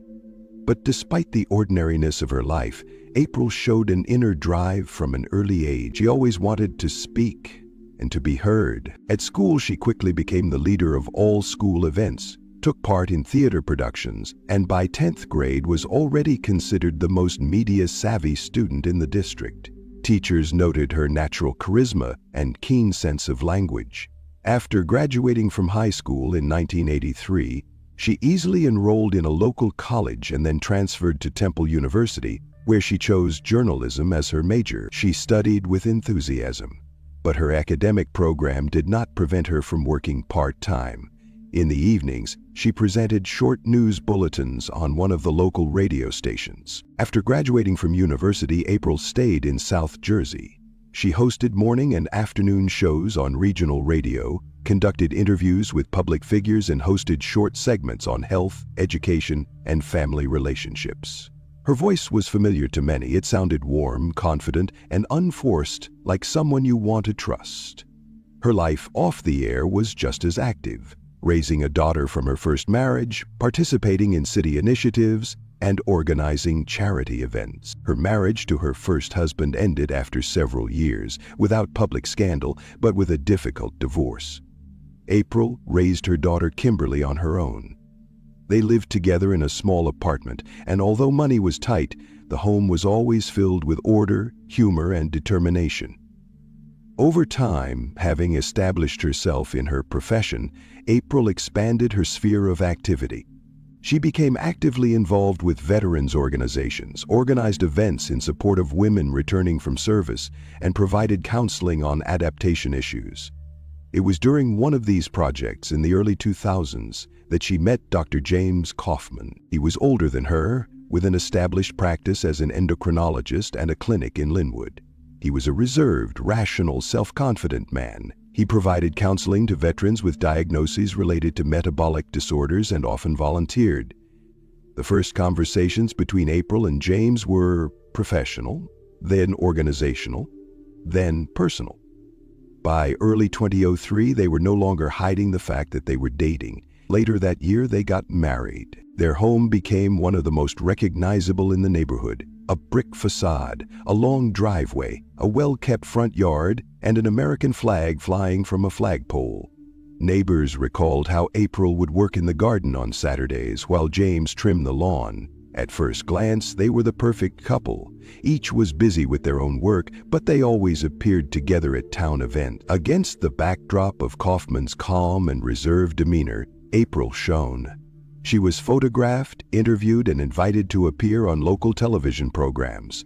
She wasn't playing a role. She truly believed in what she was doing. She often said that her mission to help people was not a privilege, but a duty. She was respected in her professional circle. She received 2 honorary certificates from veterans organizations, and in 2010, she was thanked by the Women's Division of the National Guard.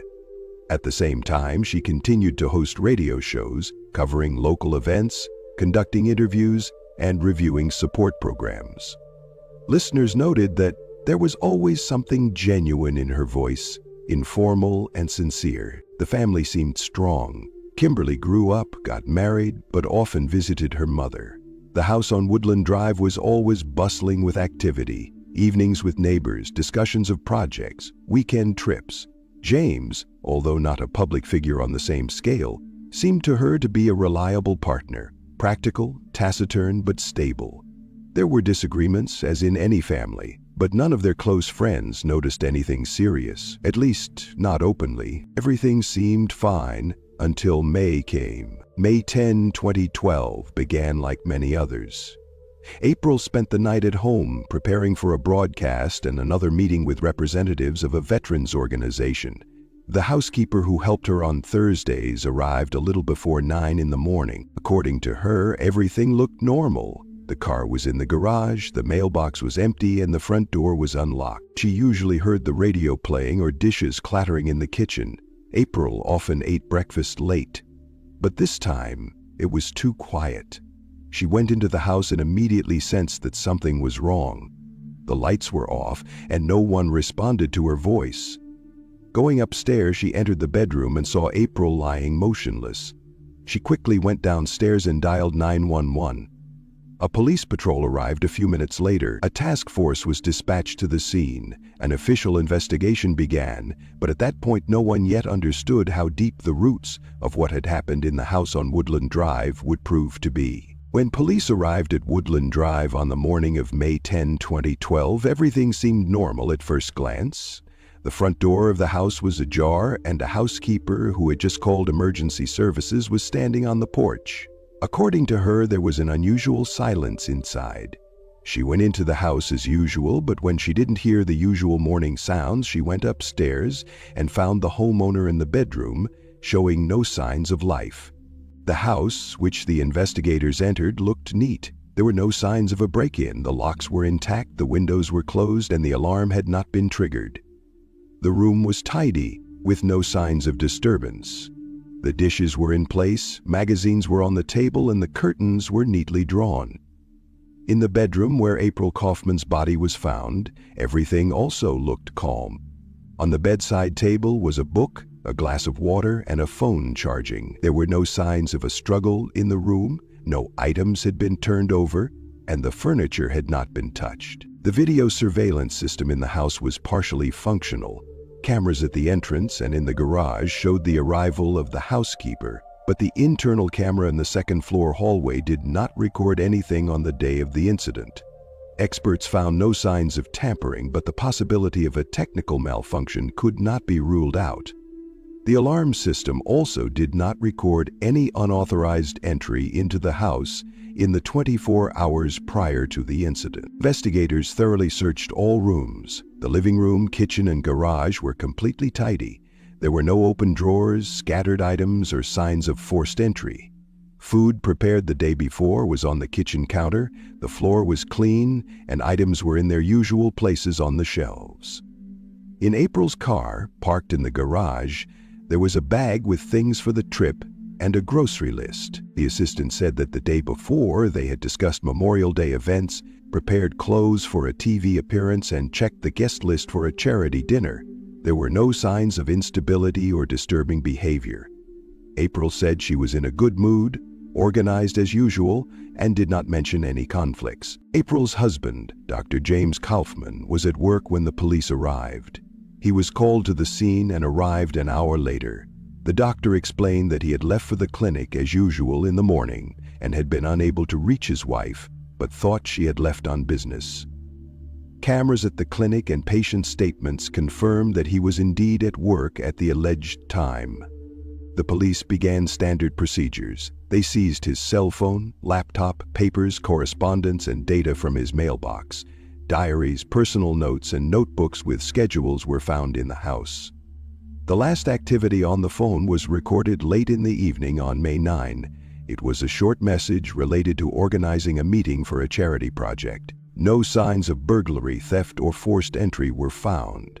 Neighbors did not hear anything unusual on the night of May 10. All doors and windows were closed and the security system did not sound. The police had no starting point from which to begin investigating possible criminal interference. Initial interviews with colleagues, friends, neighbors, and volunteers painted a picture of complete calm. No one had noticed any warning signs in recent weeks. Her relationship with her husband was described as stable. Veterans organizations, in which April was actively involved, confirmed her full involvement in community work. On the day of the incident, she was scheduled to participate in the preparation of a large event, as well as a series of radio recordings. By midday, the district prosecutor's office issued a brief statement. "We confirm the death of Citizen Kaufman. An investigation is underway. Comments will be provided as information becomes available." This statement was the only official source of information in the first days after the incident. The District Investigation Department began analyzing digital traces, phone calls, emails, video surveillance data, and social media activity. A forensic examination was soon ordered. At that point, the investigation had no reason to believe that an accident had occurred, but there were no suspects either. A few days later, it became clear that the case would be complicated. Inside the house, everything pointed to the absence of external influence, and no one in the woman's circle aroused the immediate interest of the investigation. The next few days were spent trying to form hypotheses. The police made no loud statements. The first articles began to appear in the media with questions such as, "What really happened in the Kaufman house?" The public was waiting for answers. But after reviewing the materials, investigators realized that this was not a case that could be solved in the first few weeks. On the surface, it was a perfect home, a stable family, an active woman with an impeccable reputation. Inside, there was a mystery that had yet to take shape. A year passed. The calendar changed seasons, but almost nothing changed in the case of April Kaufman's death. The official investigation yielded no public results. The media gradually quieted down. New topics took over the front pages, and the public's attention shifted. The death of the famous radio host was mentioned less and less, and when it was often in the form of an unanswered question. There are no longer any journalists on duty on the streets of Linwood. The house, once bustling with activity, is now empty and up for sale. In the eyes of the public, the case appears to be frozen. However, behind the scenes, an event is unfolding that will eventually change its course dramatically. About a year after the tragedy, a woman walks into the office of the civil law firm Darcy Johnson Day. Her name is Kimberly Pack. She is April's adult daughter from her first marriage, works in education, is married, reserved, but with an inner tension in her voice.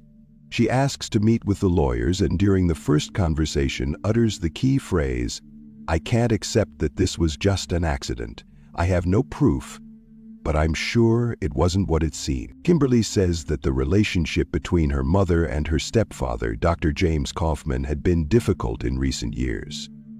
Officially, they lived as a stable couple, but conflicts were increasingly breaking out in the family. She recalls conversations with her mother in which she mentioned tension in the marriage, arguments, and coldness. Sometimes there were threats. But at the time, no one paid much attention to these words. The reason Kimberly went to civil court was to prevent her stepfather from receiving payments on several insurance policies taken out on April. These policies, totaling more than $600,000, 0 cents, were activated in the months leading up to the tragedy. Kimberly considers this a strange coincidence. She claims that her mother did not discuss such large financial documents with her and would hardly have signed them voluntarily without discussion. Lawyers agree to take the case, even though at first glance it seems to have little chance of success. There is no official charge, no suspect, no criminal case, but one of the partners, Patrick Darcy, explains his decision simply: sometimes the truth isn't on the surface, and to see it, you have to start digging from the other end. Thus begins an alternative investigation, not as part of a criminal proceeding, but through the civil system. The lawyers gain access to records that are usually off-limits to investigators: insurance documents, correspondence, statements, and testimony given privately. They study April and James' personal and financial connections and reconstruct the events leading up to the tragedy, day by day, hour by hour. The first findings are thought-provoking. Among the papers, they find a biography in which James Kaufman claims to have served in the U.S. Special Forces. He said he had participated in military operations and mentioned his rank and membership in a veterans group. However, when checking this information, the lawyers find no confirmation. The official databases of the Department of Defense contain no information about his military service. Moreover, it turns out that he did not even undergo basic training. This fact in itself is not a crime, but it raises questions. Why would a person engaged in medical practice attribute a non-existent past to himself? Next, the attention is drawn to telephone records. Lawyers obtain printouts of Kaufman's calls for several months prior to the incident. Among them are a large number of contacts with an unidentified number registered to an inactive address. Such phones, known in professional circles as disposable, are typically used for short-term communication.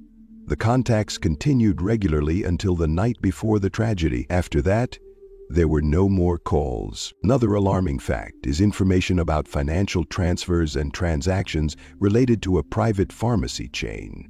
Lawyers have found that Dr. Kaufman prescribed controlled drugs, including powerful painkillers. The drugs were passed on to third parties, raising suspicions about their further misuse. Some of the names appearing on the prescriptions are repeated, but these patients are not listed in public medical records. Connecting these facts, lawyers begin to map out possible connections. They manage to track down several individuals affiliated with one of the region's well-known motorcycle clubs, organizations that have been repeatedly mentioned in connection with illegal drug trafficking. One of these individuals, Ferdinand Augello, appears in semi-covert contracts related to medical care for veterans. His name also appears in phone contacts, next to the aforementioned disposable phone number. At this stage, the lawyers do not draw any conclusions. All materials are carefully collected and systematized. A civil lawsuit is officially filed in court. Kimberly Pack demands that the insurance actions be declared invalid, citing a conflict of interest. During the preparation of the case, archival evidence is brought to light and legal expertise is conducted. One by one, documents are gathered that together form a picture. Behind the outward facade of stability and respectability, there are circumstances that cast doubt on the impeccability of the company's reputation. In parallel with the civil lawsuit, lawyers are conducting their own investigation. They are holding dozens of meetings with April's former colleagues, volunteers, medical workers, and family acquaintances. Some of them recall that in the months leading up to the tragedy, April had become increasingly tense. She hinted at threats, discussed a possible move, and once even shared her thoughts about separating. At the time, these details seemed personal and did not go beyond friendly conversation. But now, in the context of new information, they take on special significance. One of the witnesses, a neighbor, mentions that a few weeks before the incident she saw people on motorcycles outside April's house, whom she had not noticed in the area before.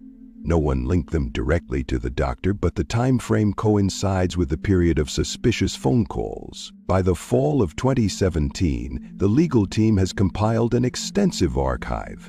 They do not press charges, but they pass some of the material on to the office of the new district attorney, Damon Tyner. After reviewing the information provided, he decides to reopen the case. The civil and state branches begin working together, cautiously, without public statements, but already in a new direction. And although there are still no official suspects in the case, there is a sense of change in the air. Kimberly's attention to detail, persistence, and independent investigation are all changing the trajectory. Now, the investigation no longer views April's death as an unsolved mystery. A structure is emerging, still incomplete, but with clear lines leading deeper. By 2017, the legal work that began with Kimberly Pack's filing had grown beyond a civil lawsuit. Step by step, from within the system, what could be called a complete alternative chronicle was assembled. Hundreds of hours of interviews, dozens of transcripts of telephone conversations, correspondence, documents, insurance records, and inconsistencies in Dr. James Kaufman's biography all ended up in the hands of people who had no access to investigative powers but acted with remarkable tenacity. The decisive factor was a change in leadership at the district attorney's office. In the fall of 2017, the new district attorney, Damon Tyner, reviewed the materials accumulated by the lawyers. He was struck not only by Kimberly's persistence, but also by the precision with which the logical argument had been constructed. A multitude of circumstantial details that, taken separately, could have slipped through the cracks. But taken together, they formed a coherent narrative. The investigation was officially reopened.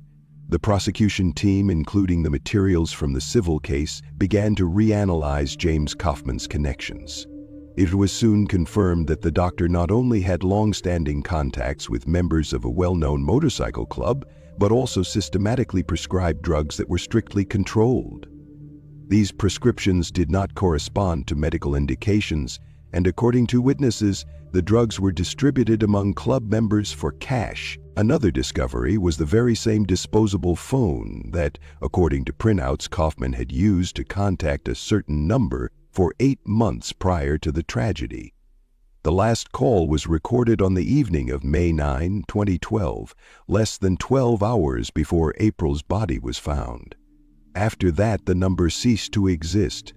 Analysis showed that the SIM card had been destroyed and the device taken out of circulation. Then a man appeared whose name was kept secret for a long time. He was a witness who had previously been associated with the motorcycle club. According to him, in 2012, a man approached the club's leadership and asked them to resolve a personal matter quickly and quietly. The witness did not know the details of this request, but explained that it concerned a woman who allegedly posed a threat and could harm the whole scheme. In exchange, a sum of several tens of thousands of dollars in cash was offered. The witness claimed that a drug-dependent man in a difficult situation was chosen to carry out the task. The prosecutor's office also received information that there was an agreement between the motorcycle club members and the doctor. He provided prescriptions, and they provided cover. Over time, the motive became clear. According to several sources, April Kaufman began to suspect her husband's activities and seriously discussed divorce, in which she could have turned to law enforcement with information about the illegal sale of drugs. This, according to the investigation, was the trigger. The decision to arrest him was made in complete secrecy. In January 2018, early in the morning, a special unit of the district prosecutor's office, together with the district police, arrived at Kaufman's home, where he was under surveillance at the time. The arrest was carried out quietly and without resistance. James Kaufman was alone, and his lawyer was also present in the house. According to the investigation, he had been invited in advance in case of a search, which, as it turned out, was expected. An official representative of the prosecutor's office confirmed the arrest, adding, The charges include not only actions related to the illegal trafficking of prescription drugs, but also suspicions of organizing a criminal conspiracy that resulted in the death of a loved one. The press release included the phrase, "organizing a death to eliminate a threat and preserve a scheme of illegal profits." At the time of his arrest, Kaufman's personal devices, documents, digital storage devices, bank cards, several phones, and materials related to his medical practice were seized. All of them were handed over for forensic examination. The public reaction was immediate. News of the arrest of a respected doctor who had been considered a model of stability and professionalism for years quickly spread throughout the county. Many were stunned. Until that day, no one had officially made any accusations. James Kaufman continued to work, although he appeared less frequently in public. His practice was shrinking, but the reasons given were standard: health, age, fatigue. After the arrest, Prosecutor Tainer held a press conference. He did not disclose all the details, but made it clear that the investigation had a structured evidence base that included financial documents, correspondence, witness statements, and technological analysis. It was emphasized that the investigation was not rushing to bring charges, as it was gathering information with the utmost legal precision. The court chose to remand him in custody. Kaufman's lawyers filed a motion for house arrest, citing his age and health, but the court considered the risks to be too high. He was held in solitary confinement under constant surveillance. The first interrogations were conducted in the presence of his lawyer. Kaufman refused to confess and claimed that he had no connection with any activities outside his medical practice. But the investigation continued.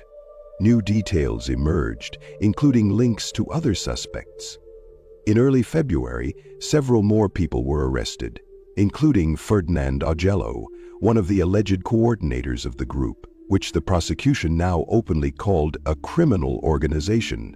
He was also charged with organizing and participating in a conspiracy. Meanwhile, the press focused on the question of who could have been the perpetrator. Only assumptions were officially named. The name of Frank Mulholland, a man previously associated with the club who had a drug addiction, surfaced in the case. He died in 2013 from banned substances. The evidence against him was circumstantial, but investigators were inclined to believe that he could have been involved in the direct execution of the plan. However, it was impossible to confirm this completely. So, almost 6 years after the tragedy, the case, which had been considered cold, was reopened. Preparations for the trial began. The charges against James Kaufman included not only professional misconduct, but also one of the most serious legal offenses: involvement in a criminal conspiracy resulting in death. After Dr. James Kaufman's arrest in January, it seemed that the most intense part of the story was over. The investigation, which had been going on for almost 6 years, had finally reached its key point. The court was preparing. The prosecution was gathering evidence, formulating the structure of the trial, and clarifying witness statements. The defense, in turn, announced its intention to contest all charges, insisted on the medical condition of its client, and requested lenient measures of detention. The court hearings were scheduled for spring 2018. In the corridors of the prosecutor's office, details of opening statements, lists of evidence, and access to recordings of seized devices were already being discussed. It seemed that for the first time in years, the April Kaufman case would be heard in a courtroom. The public was eagerly awaiting the start of the trial. The media followed every move, and lawyers made cautious comments. Kimberly Pack, who had not missed a single date, continued to believe that justice would be restored publicly in strict legal order. But that did not happen. Early in the morning on one of the days in February, guards at the Hudson County Detention Center, where James Kaufman was being held, found him unconscious in his solitary confinement cell. The facility's staff immediately called for medical assistance, but he was pronounced dead at the scene. A few hours later, an official conclusion was published. Death was the result of his own actions, without the involvement of third parties. No note or explanation was found at the scene. His lawyers also received no warnings or messages indicating that he was preparing for such an outcome. The fact came as a shock to both his loved ones and the professional community. Despite the seriousness of the charges, James Kaufman was expected to stand trial, where he could either refute the allegations or face punishment in the prescribed manner. His sudden departure left many questions unanswered. He did not admit guilt, confirm or refute the investigation's version of events, or make any public statements. The trial that everyone was waiting for never happened. The case against him was officially closed.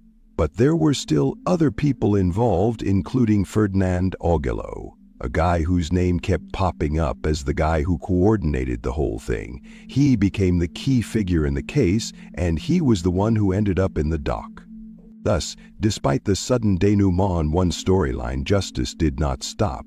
The story continued, with a different main defendant, but still in the shadow of the woman who started it all, April Kaufman. Ferdinand Augello, a man with a notorious past in criminal circles, a former member of a motorcycle gang and owner of a small business in southern New Jersey, found himself at the center of a new trial. According to investigators, he acted as an intermediary between the organizer of the hit and the perpetrator, coordinating communications, passing on information, and providing logistics. His connections to people with experience in illegal operations were documented, and phone records, correspondence, and witness testimony allowed prosecutors to build a case based not on assumptions but on documented actions. Augello's trial took place in Atlantic County Superior Court. The jury heard testimony from more than 30 witnesses, and digital evidence, phone records, and financial documents were presented. The prosecution argued that Ferdinand knew what he was getting into and knowingly participated in a criminal scheme. The defense, on the other hand, argued that he was merely a random participant in someone else's conflict. However, the evidence was compelling. On October 8, 2019, the Atlantic County District Court found Ferdinand Augello guilty of conspiracy to commit murder and illegal distribution of prescription drugs. On November 22, 2019, he was sentenced to life in prison without the possibility of parole.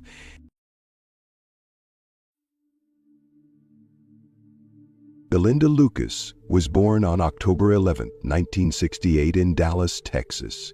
She grew up in a traditional middle-class family that valued honesty, hard work, and family values. Her father, James Lucas, was an engineer, and her mother, Sarah, was a homemaker. Belinda was the eldest of 3 children, and her family always had a supportive and loving atmosphere.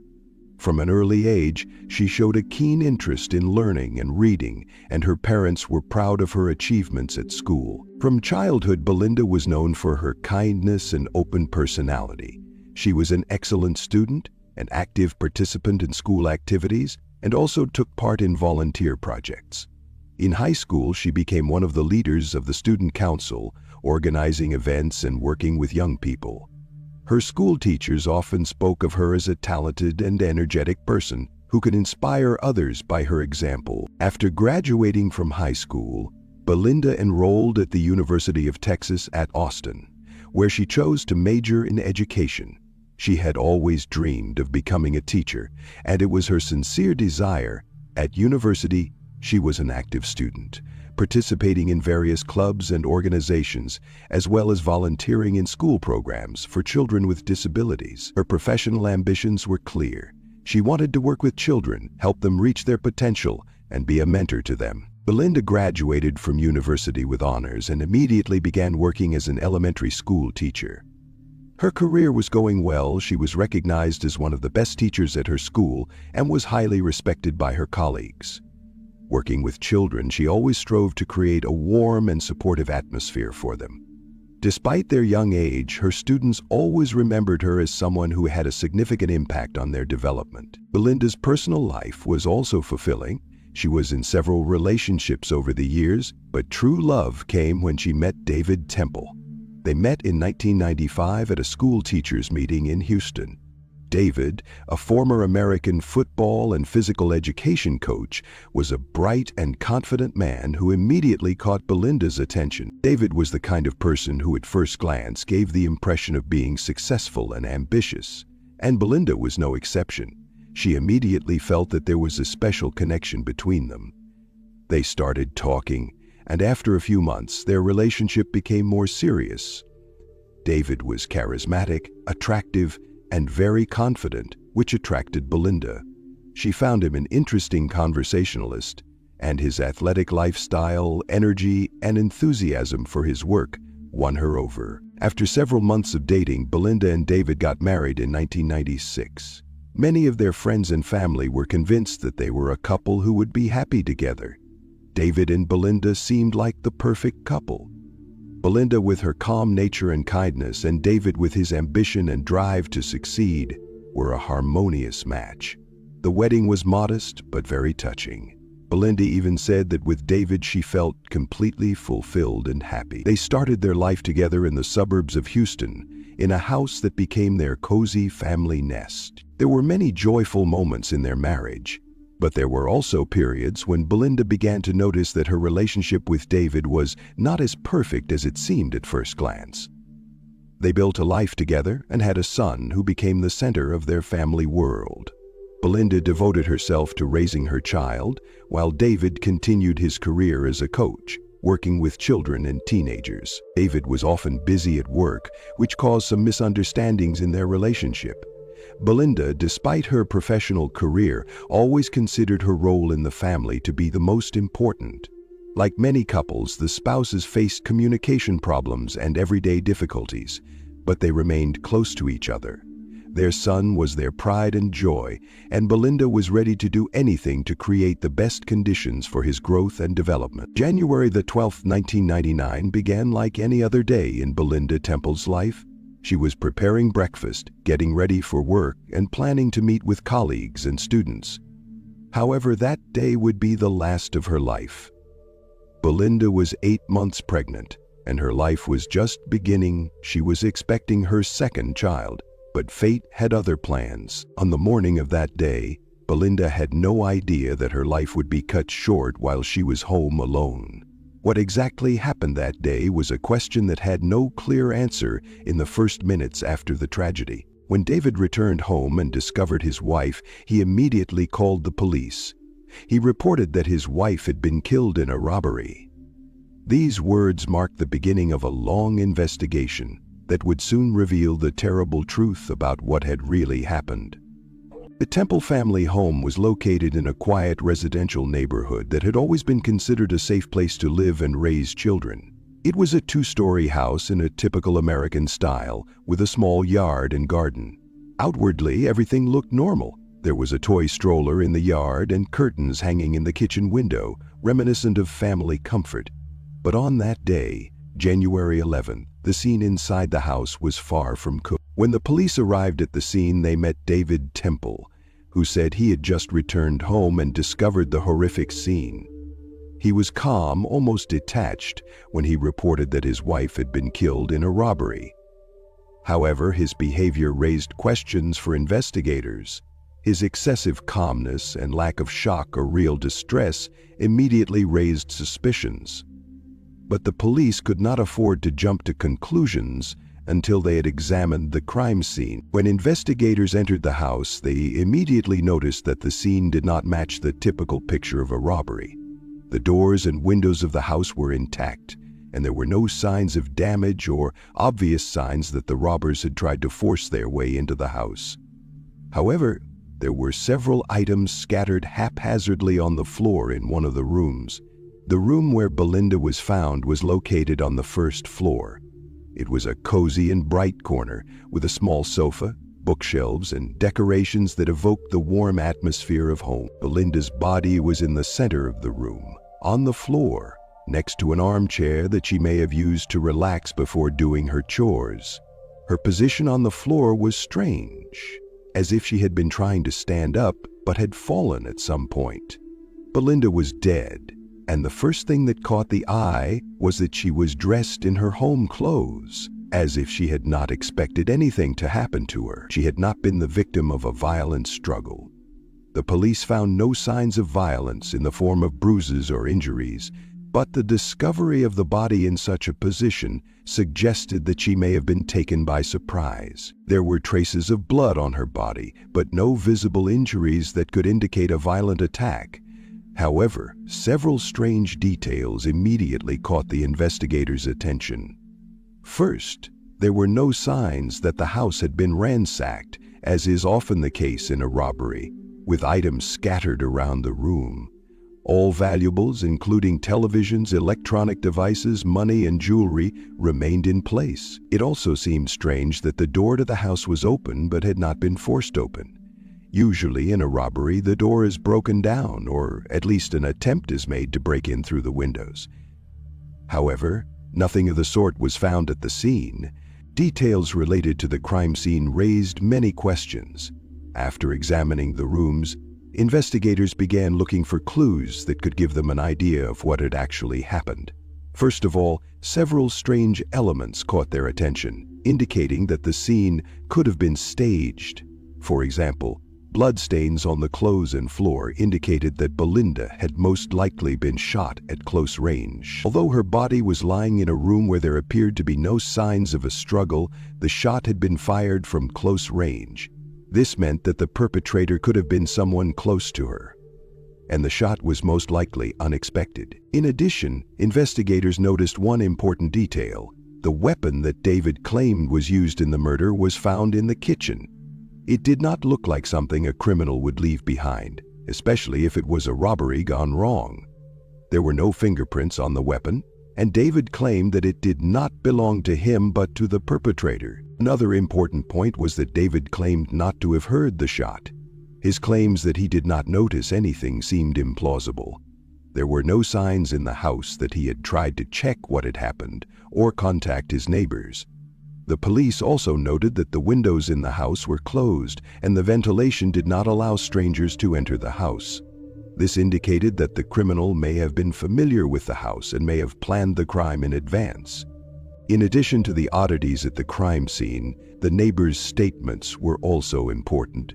Some of them heard strange noises that sounded like an argument before they heard the police sirens. However, none of them could say for sure what had happened in the house.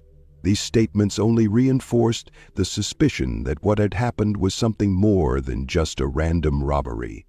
In addition, investigators soon learned that Belinda had been in contact with several people on the day of the murder. She had arranged to meet a colleague after finishing her chores at home. Her last call was made about an hour before David reported the incident.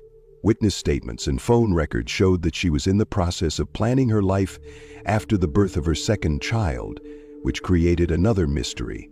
Why kill her when she was in such a position? The house where the murder took place was located in a quiet, upscale neighborhood where such crimes did not usually occur. It was unusual for neighbors and local residents to hear about violence in the area, which only added to the shock and confusion. However, as the investigation continued, it became clear that this was far from a random crime.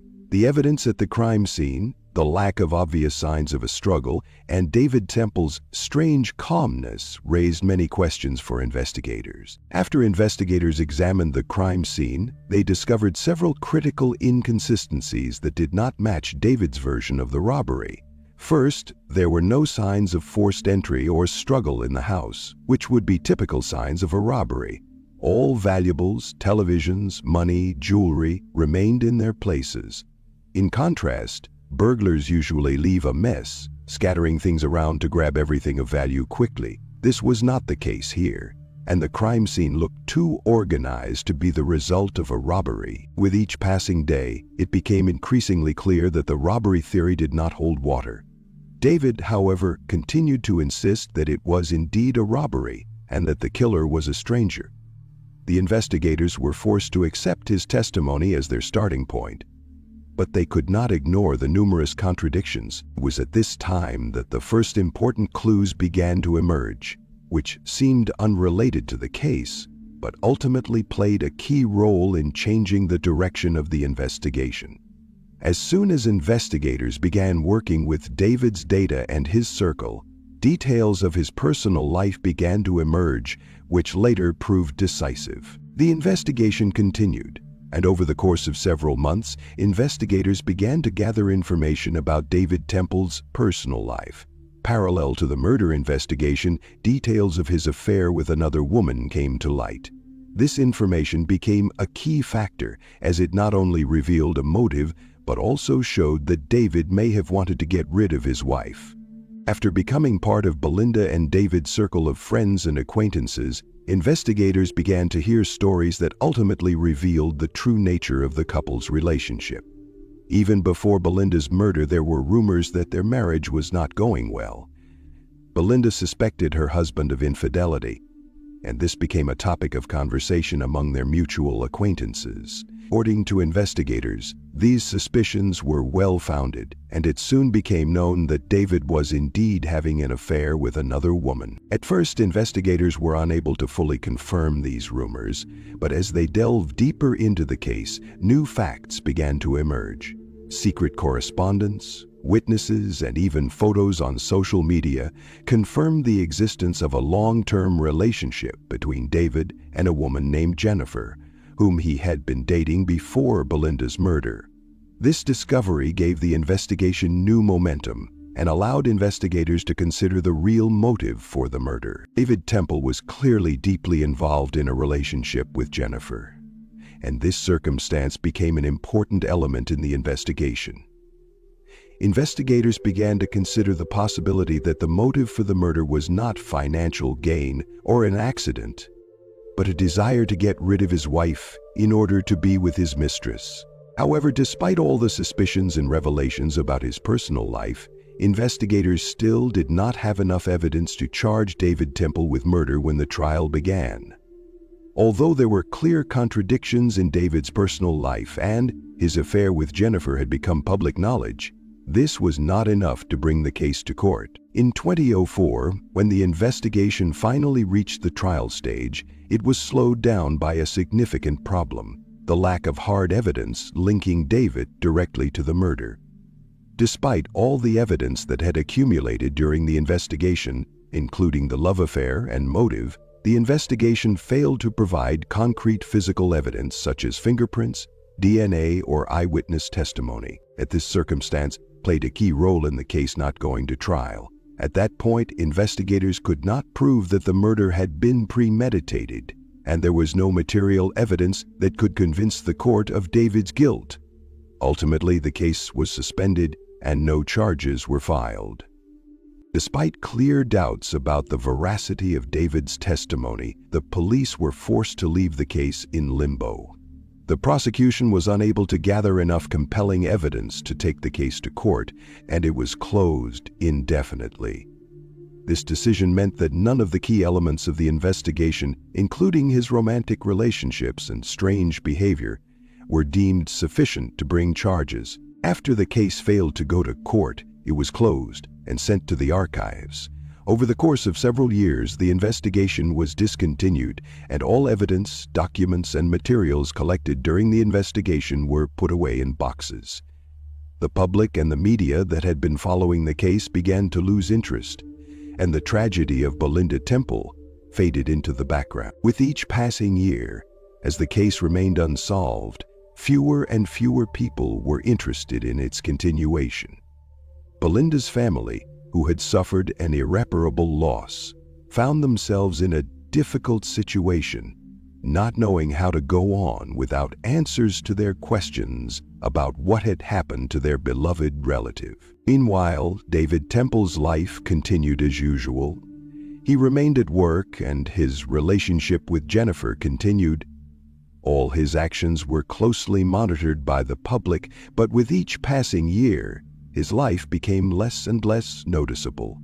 He married Jennifer, and the world seemed peaceful, despite the dark secret that hung over him. The Belinda Temple case proved to be complex, confusing, and tragic for all involved. Despite numerous suspicions, a lack of evidence, and the inability to bring charges meant that the case was never properly concluded.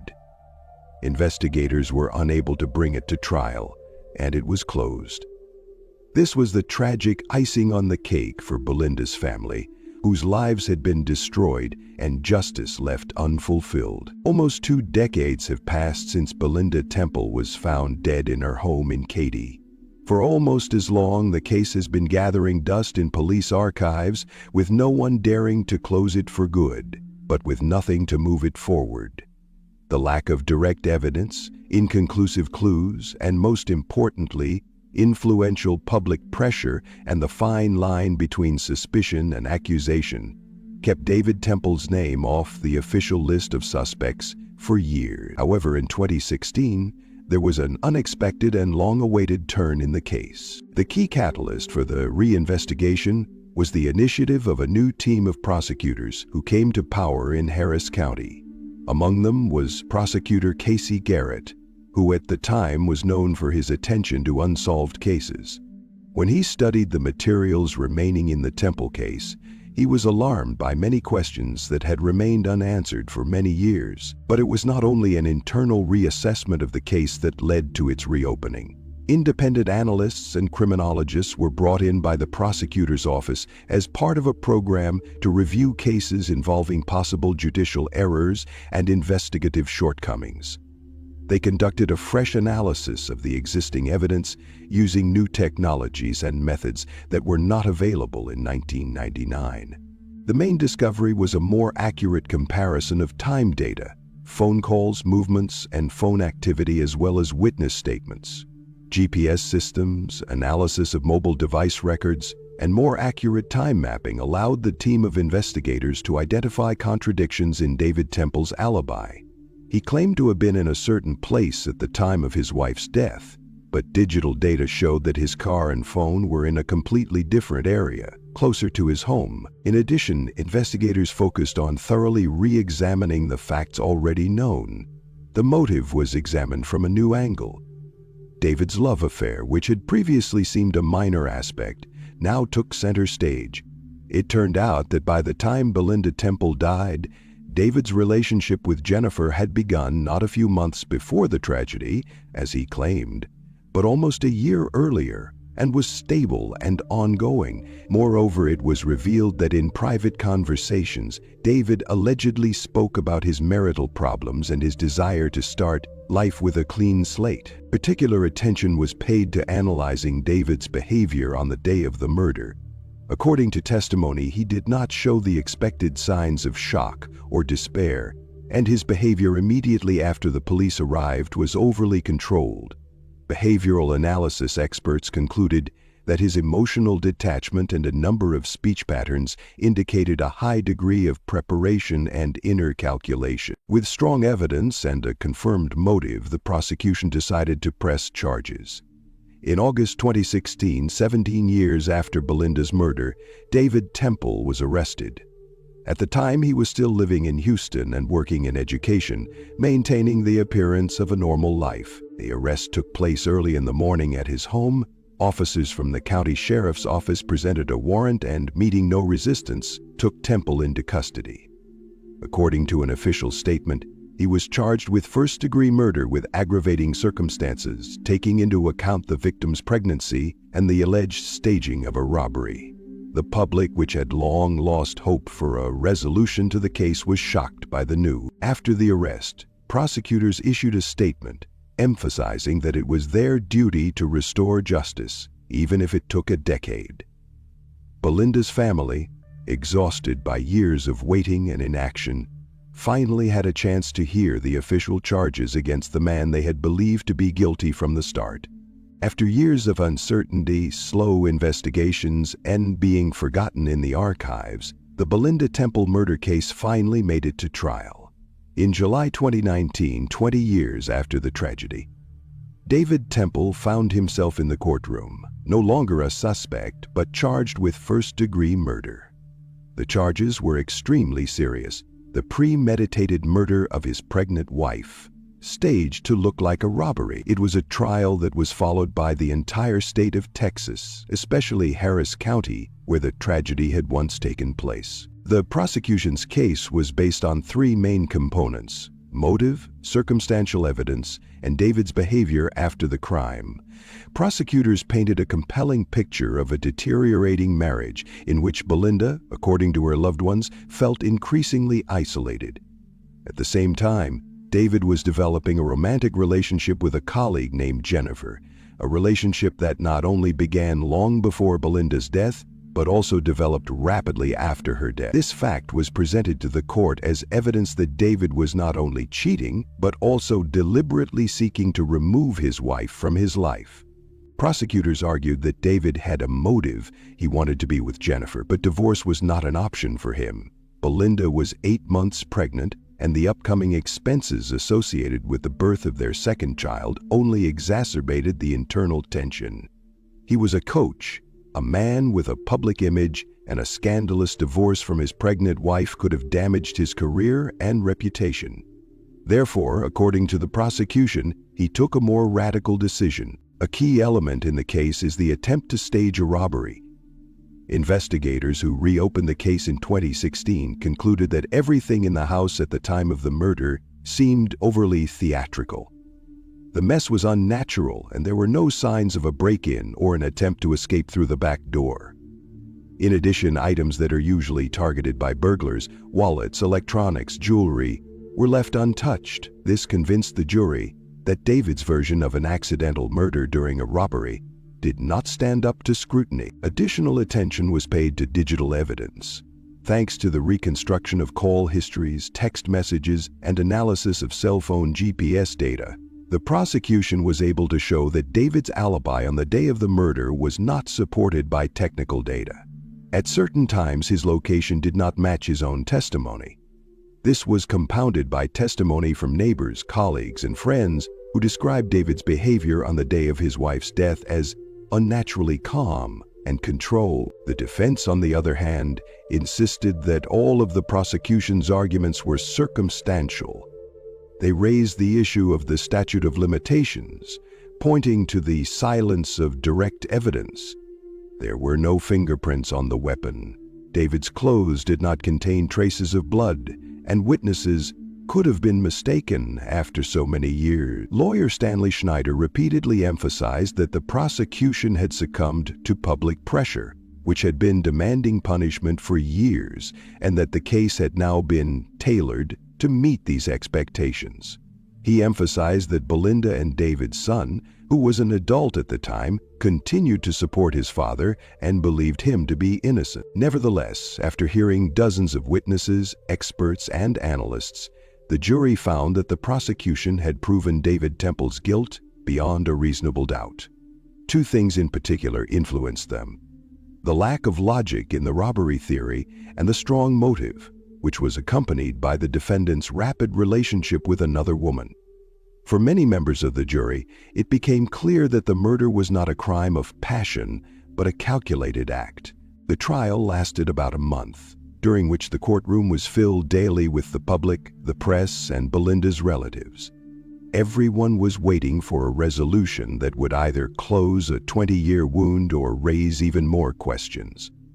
The jury's decision was a turning point not only in the county's judicial practice, but also in the public's perception of justice, in cases where evidence had been hidden for decades. On August 14, 2019, the Harris County District Court found David Mark Temple guilty of the premeditated murder of his wife, Belinda Temple, and her unborn child. On April 12, 2023, he was sentenced to life in prison without the possibility of parole, as well as a $10,000 fine. Alessandra Mattuzzi was born on March 15, 1966 in Bologna, northern Italy. Her family was not wealthy, but close-knit. Her father worked as an engineer at a local factory, and her mother was a high school teacher. The family also had a younger brother who played an important role in Alessandra's life from childhood. Her parents instilled in their children a sense of responsibility and honesty, as well as the importance of education and respect for others. From childhood, Alessandra was distinguished by her calm, even-tempered character and ability to find common ground with people. She was a diligent student, showed a keen interest in her studies, and always strove to be better. At school, she stood out not only for her good grades, but also for her active lifestyle. She participated in community events, helped younger students with their homework, and often gave speeches at school celebrations. After graduating from high school, Alessandra enrolled at the University of Bologna to study fashion design and management. This decision was conscious and dictated by her passion for the world of fashion.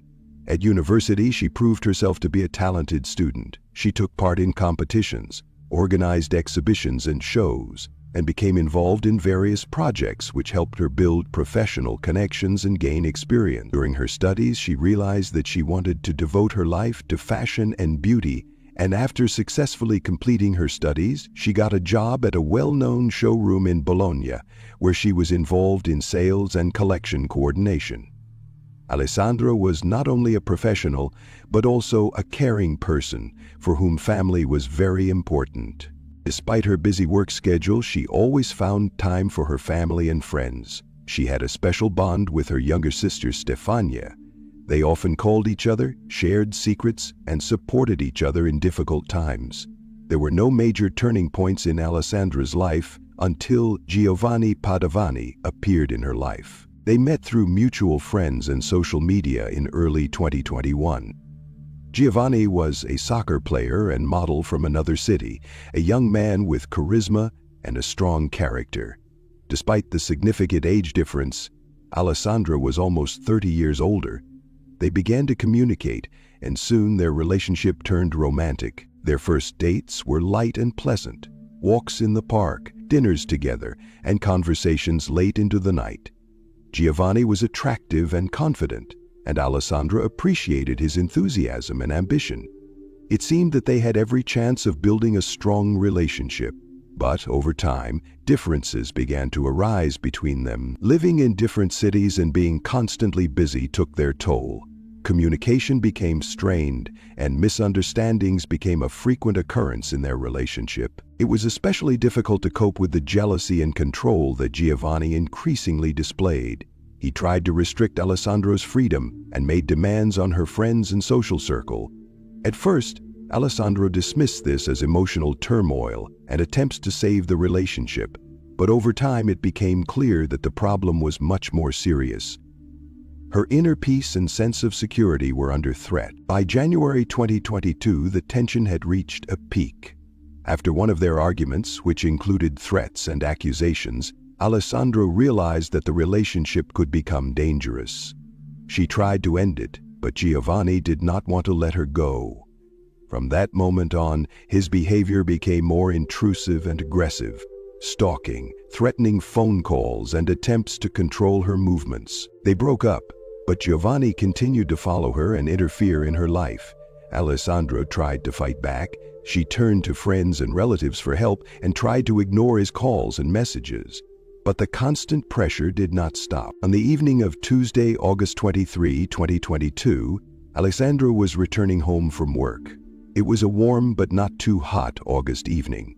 She parked her car on Via dell'Arco dei Giudici, in the neighborhood where she had lived for the past few years. The street was quiet, with few pedestrians, and only a handful of cars parked along the sidewalk. Alessandra was having a relaxed conversation on the phone with her sister Stefania. They were discussing plans for the weekend and sharing news. It seemed like it would be a normal, uneventful evening. However, standing nearby on the sidewalk was a man who had arrived in the area earlier and was waiting for Alessandra. None of the passers-by knew who he was or what his intentions were. When Alessandra got out of her car, still holding the phone to her ear and continuing her conversation, the man suddenly attacked her. He was holding a heavy metal object, a hammer, which he had grabbed from his car. The blow came suddenly, leaving the woman almost no time to defend herself. Alessandra felt a sharp pain, but tried to fight back, run away, and scream. The attack continued. The attacker used not only the hammer, but also his fists, kicked her, grabbed her, and beat her with various objects. All this horror unfolded before the eyes of Alessandra's sister Stefania, who was on the phone. She heard screams, the sounds of a struggle, and desperate attempts to defend herself. Realizing that something terrible was happening, Stefania immediately called the police, trying to stay connected with her sister and help her in any way she could over the phone. That evening was fateful for Alessandra. What began as a normal conversation on the doorstep of her own home turned into a tragedy. Her life had been filled with struggles and attempts to preserve her freedom and dignity, but at that moment, everything came to an end. What seemed like an unexpected and terrifying moment was the result of months of persecution and violence. The silence of Via del Arco dei Crocieri was broken by loud screams and the sounds of a struggle. None of the passers-by intervened in time, and only Stefania's timely phone call alerted the police. When the police arrived at the scene, they were met with an alarming and tense scene. The evening street of Via dell'Arco dei Crociati, which was usually quiet and peaceful, was now marred by a horrific scene of violence. Alessandro Matuzzi was standing on the sidewalk near a parked car, her clothes torn and covered in blood. Despite the severity of her injuries, she was still alive and conscious, although her condition was extremely serious. The police immediately called an ambulance. Paramedics arrived within minutes and, after assessing the woman's condition, began to administer first aid at the scene. Alessandra was struggling desperately to breathe, her face contorted with a mixture of pain and horror. After her condition stabilized, the woman was rushed to the nearest hospital, where doctors began intensive care. They made every effort, using all available methods to save her life, but her injuries were too severe and incompatible with life. A few hours after her arrival, Alessandro died. The fight for her life ended in tragedy. Investigators began a thorough examination of the crime scene. The first priority was to collect all evidence that could help solve the crime. Several items related to the attack were found around Alessandra's car. Among them was a hammer, a heavy metal tool that was presumably used to deliver the first and most severe blow. The hammer was covered in bloodstains and appeared to have been discarded near the scene of the crime. Investigators also found traces of blood on a nearby bench located a few meters from the car. This indicated that during the attack, the victim may have been beaten not only on the sidewalk but also near the bench. Traces of blood were scattered throughout the area, with some drops leading to a nearby courtyard, suggesting that the fight may have moved slightly. A phone was found next to the victim's body. It was broken, the screen was cracked, but the device remained on.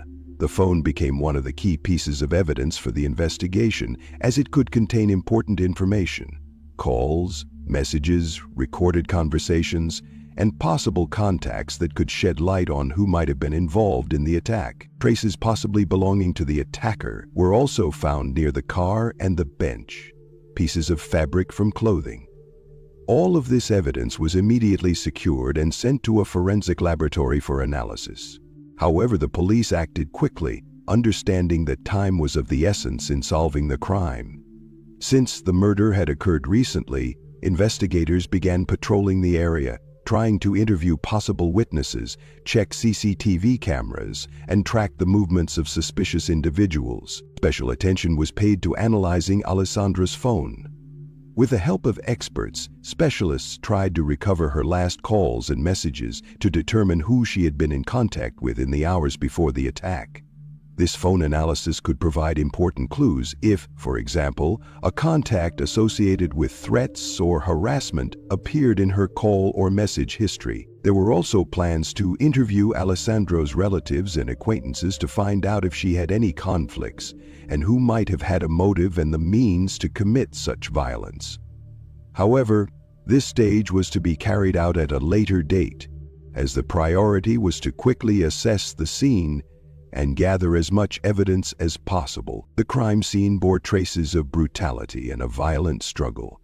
Alessandra's blood was on the sidewalk, on the car, on the bench, and in several places near the house. Based on the size and location of the bloodstains, investigators were able to reconstruct the approximate course of events. The sequence of the fight, where the main blows were struck, and where Alessandra tried to dodge or defend herself. Despite all efforts, the fact remained tragic. There were too many injuries, and they were inflicted with particular cruelty. The strength and determination of the attacker were evident, revealing him to be not just a random passerby, but someone who knew the victim and was determined to harm her. The actions of the police and ambulance services were coordinated as much as possible. Despite Alessandra's serious condition, the emergency services did everything they could to save her. But even their professionalism and speed proved powerless in the face of the extent of her injuries. The situation at the crime scene remained tense for several hours. Investigators not only collected evidence, but also tried to maintain order and cordon off the area from outsiders so that nothing would be damaged or disappear. Local residents who heard about what had happened were shocked. No one could believe that such a tragedy could have occurred in their quiet and peaceful neighborhood. Many of them knew Alessandro as a kind and helpful person who was always ready to lend a hand. At the same time, investigators began working with neighbors and acquaintances, asking if they had noticed any strangers or unusual behavior in the area, and gathering information about Alessandra's past conflicts and people with whom she might have had problems. Despite all the information gathered, the investigation initially progressed slowly. The main witness, Alessandra's sister, was unable to name the attacker, and the victim unfortunately did not survive to assist the investigation. The police understood that time was against them and that every hour was crucial in preventing the perpetrator from escaping. Thus, in the early stages, the investigation relied mainly on physical evidence, analysis of digital traces, and statements from those around her. Investigators were in constant contact with relatives and loved ones to obtain as much information as possible and coordinate their actions. This stage of the investigation was a crucial moment that would determine the future of the case. The speed and competence with which the evidence was gathered would determine whether the perpetrator could be punished and similar tragedies prevented in the future. While the identity of the perpetrator remained unknown, the foundations had been laid for further investigation, during which new facts and evidence would be uncovered. The investigators had a long and painstaking task ahead of them, aimed at restoring justice and preserving the memory of the deceased Alessandro Mattuzzi. After quickly analyzing Alessandro Mattuzzi's phone, the police obtained key information that allowed them to steer the investigation in the right direction. Despite damage to the device, forensic experts were able to recover most of the victim's correspondence, calls, and messages from the last days and hours before the attack. The phone, which had witnessed the last moments of Alessandro's life, contained information that soon became the basis for identifying the suspect. A key discovery was the fact that at the time of the attack, Alessandro was talking on the phone with her sister Stefania. The sister, who was on the other end of the line, became an unwitting witness to the tragedy. Stefania became an important informant for the investigation.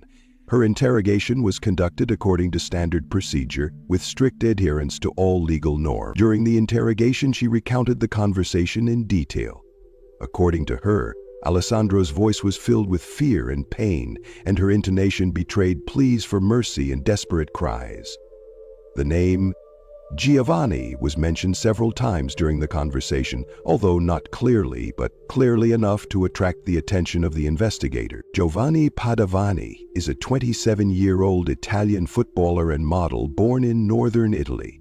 He played as a defender for a Serie D team, the lowest division of Italian football, where players often combine sport with other activities or work part-time. Giovanni was known for his good looks, which allowed him to pursue a modeling career alongside his football career. His participation in photo shoots and advertising campaigns brought him additional income and a certain degree of fame among young athletes. In his personal life, Giovanni was known as a man with a strong character and charisma. But his relationship with Alessandro Mattuzzi was fraught with tension and conflict. Despite the noticeable age difference, he was almost 30 years younger than her, they began a romantic relationship which soon became complicated due to Giovanni's intrusive and controlling behavior. According to the investigation, he was prone to aggressive outbursts and jealousy, which ultimately led to tragic consequences. This discovery was a turning point in the investigation. Investigators began examining Alessandra's phone correspondence with a man named Giovanni. The correspondence revealed a history of complex, tense, and painful relationships between the victim and this man. The messages contained a lot of aggression and control on Giovanni's part. Threats, reproaches, accusations, and attempts to restrict Alessandra's freedom. These were not just emotions, but systematic psychological pressure that clearly reflected the tension in their relationship. An examination of the correspondence and phone calls showed that the man behaved in an extremely intrusive and controlling manner. He constantly demanded reports on Alessandra's movements, was distrustful of her contacts and friends, often threatened her, and did not allow her to live in peace. The correspondence showed that the stalking was long-term, systematic abuse, not just a one-off conflict. In parallel with examining digital traces, investigators turned to official databases and crime statistics. They checked whether Alessandro had previously sought help from law enforcement agencies. The results of the check confirmed their fears.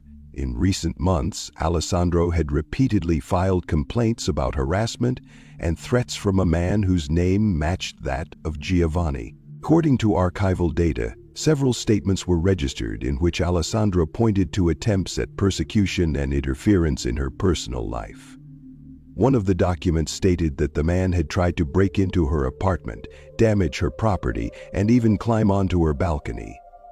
However, despite these reports, protective measures were not properly implemented, and the man continued to stalk Alessandra. This discovery was serious confirmation that the investigation had a key suspect, a man with a clear motive, the means, and a clear desire to cause harm. The crime began to unravel, revealing new details about the suspect's character and motives. A portrait of the criminal was pieced together from descriptions provided by neighbors and acquaintances, as well as information obtained from digital traces. An important part of the work was the recovery of deleted messages and hidden chats, a painstaking and complex task that required the professional intervention of specialists. It was thanks to this recovered data that the investigation was able to see a more complete picture of what had happened. Not only was the correspondence between Alessandra and Giovanni checked, but also the suspect's messages with other individuals. This helped to determine whether he had any accomplices or people who could advise or support him in committing the crime. Records of conversations and dialogues were found in which certain conflicts and plans were discussed, indicating that the suspect may have been preparing for the attack in advance. The investigation also revealed that the suspect had not only been stalking Alessandra, but had also been actively trying to control her life. His actions included attempts to interfere in her domestic and personal life, damaging her car, tampering with her meters, and attempting to break into her home. These facts underscored the danger he posed to the victim. By the time the police had gathered all this information, it was clear that they were not dealing with a random criminal, but with a man with a deep motive and a complex relationship with the victim. This was not just a case of physical violence, but of systematic psychological and emotional pressure. The investigators understood that in order to successfully complete the investigation, they needed to gather as much evidence as possible to bring convincing charges against the suspect. The tangled web of crime, which seemed complex and confusing, began to unravel thanks to the professionalism and tenacity of the investigators. Ultimately, through a comprehensive analysis of digital data, witness testimony, and archival documents, the investigation identified the name and identity of the main suspect, Giovanni Padovani. The next step was to prepare an operation to arrest him and gather additional evidence. Once investigators had obtained conclusive evidence of Giovanni Padovani's involvement in the brutal attack on Alessandra Mattuzzi, the decisive stage of the investigation began: the search for and arrest of the suspect. The realization that they were dealing with a man capable of premeditated and brutal murder required the police to act with maximum efficiency and coordination. Not only did the quality and speed of their work determine whether the crime would be solved, but also the safety of the public. The first step was to carefully track Giovanni's movements. The police studied mobile phone data to establish the last locations of the suspect. In addition, Giovanni's acquaintances, friends, and colleagues were interviewed, and CCTV footage from the crime scene was analyzed. These measures made it possible to reconstruct the suspect's approximate route, which significantly narrowed the search area. A key piece of information was that Giovanni had missed his soccer team's training session on the day of the murder. This fact aroused the suspicion of the coaching staff and people close to him, who reported it to the police.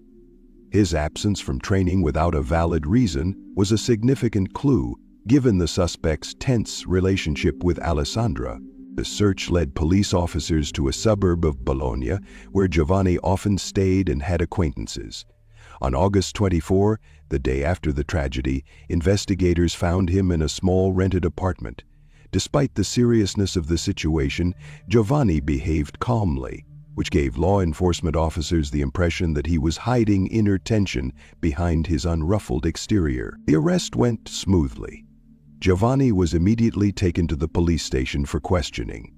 One of the first steps was fingerprinting and DNA sampling, standard practice when arresting suspects in serious crimes.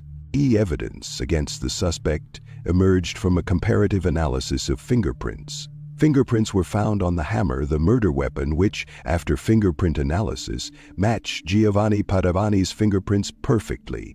This virtually ruled out any mistake and made him a direct participant in the attack. The findings of the examination were carefully documented and included in the case file. This match became one of the central arguments of the prosecution and significantly strengthened the position of the investigation. The suspect was questioned in the first hours after his arrest. Giovanni gave his testimony in the presence of a lawyer and investigators. During the interrogation, he quickly confessed to the crime, describing his actions and motives in detail. According to him, his relationship with Alessandra was initially filled with love and mutual affection. But over time, conflicts and tensions began to arise between them. Feelings of jealousy, despair, and loss of control over the situation led Giovanni to a state where he decided to take extreme measures. He admitted that he could not accept Alessandra's decision to end the relationship and felt a strong sense of resentment and anger. This prompted him to commit an act of violence that led to tragic consequences.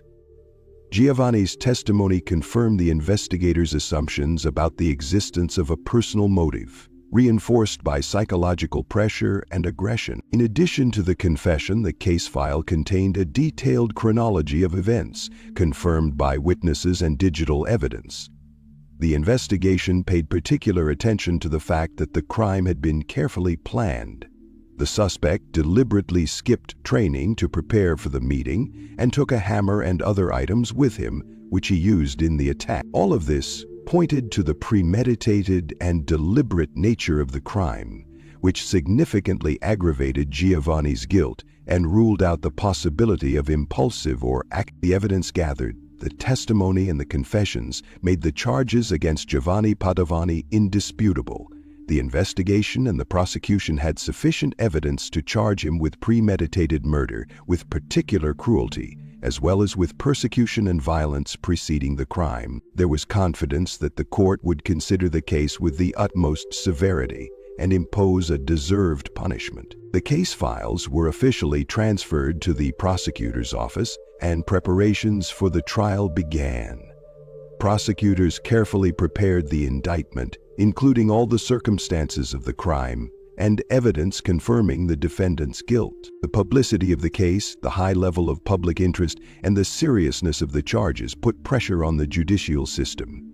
The authorities recognized the need not only for a fair punishment but also for a demonstration of their determination to combat domestic violence and persecution. Thus, the capture of Giovanni Padovani was a decisive moment in the investigation, paving the way for further justice and ensuring that a fair verdict could be reached. His arrest and confession allowed investigators to complete their evidence gathering and prepare the case for trial. The trial of Giovanni Padovani became one of the most high-profile cases involving domestic violence and murder in Italy in recent years. The criminal case was heard in the Bologna court, where particular attention was paid to the thorough analysis of all the evidence gathered, witness statements, and the positions of the prosecution and defense. The trial was closely followed by the public and the media, which only added to the tension and significance of the case. The hearings began several months after Giovanni's arrest. During this time, the investigation prepared a complete package of evidence, including forensic reports, fingerprint analysis, transcripts of telephone conversations and correspondence, as well as witness statements, including those of the victim, Alessandra's sister. During the court hearings, prosecutors detailed the circumstances of the crime, emphasizing the premeditated nature of the murder as well as the prolonged persecution and psychological pressure to which the victim was subjected. Particular emphasis was placed on the brutality of the attack, the use of a hammer and other improvised objects, as well as the fact that the crime took place in front of the victim's sister, who became the main witness to the tragedy. The prosecution demanded the maximum punishment, taking into account all the aggravating circumstances. In their arguments, they emphasized that Padovani had not simply committed murder, but had systematically persecuted Alessandro, violating her right to safety and life. The defense tried to mitigate their client's guilt by arguing that he had a tough personal life and was in a bad place mentally. They tried to show him as someone who was really stressed out and couldn't control himself when he did it. However, these arguments did not resonate with the court, given the scale and nature of the crime, as well as Padovani's own confessions. Numerous witnesses testified in court, helping to reconstruct the chronology of events and confirm the nature of the relationship between the defendant and the victim. Among them were colleagues, friends, acquaintances, as well as experts in psychology and forensic medicine. Their testimonies complemented each other, forming a complete and consistent picture of what had happened. The court was particularly moved by the speech of Alessandra's sister Stefania, who emotionally recounted the last minutes of her sister's life, the pleas and fears she heard over the phone. Her testimony was a powerful emotional and evidentiary factor that underscored the tragedy of the case. The trial lasted several weeks, during which the parties presented their arguments and the court carefully examined all the evidence. Each hearing was conducted in strict order, with all legal procedures and the rights of the participants being observed.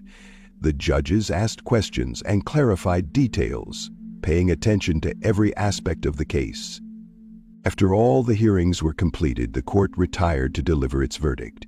This decision was awaited with great tension. Not only did it determine the fate of the accused, but it also sent a message to the whole society about how domestic violence and femicide would be dealt with. On February 13, 2024, the Bologna court found Giovanni Padovani guilty of the crimes of premeditated murder with aggravating circumstances, stalking, and violence against Alessandro Mattuzzi.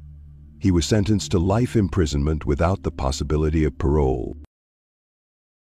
Samantha Shelley Nance was born in 1989 in a small town in Italy, Texas, into a loving and close-knit family. Her parents, Linda and John, always tried to surround their daughter with care and support, striving to give her the best education and the opportunity to develop her talents. Linda worked as a music teacher at a local school. She was a person with a delicate soul and a special warmth. John, an engineer by profession, was known for his practical thinking and strong character. Together, they created a cozy and stable atmosphere at home, where Samantha could feel protected and loved. From an early age, Samantha showed an unusual interest in art. Even in elementary school, her drawings stood out from those of her classmates. She was skilled with a pencil and brush and knew how to convey emotions and fine details on paper. Her parents often noticed how she could sit in her room for hours, immersed in her creativity, dreaming of one day becoming a famous artist.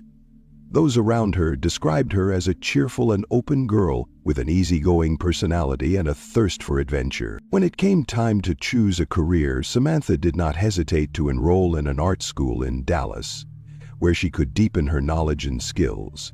Moving to the big city gave her the opportunity to turn a new page in her life. Independence, new friends, opportunities for growth.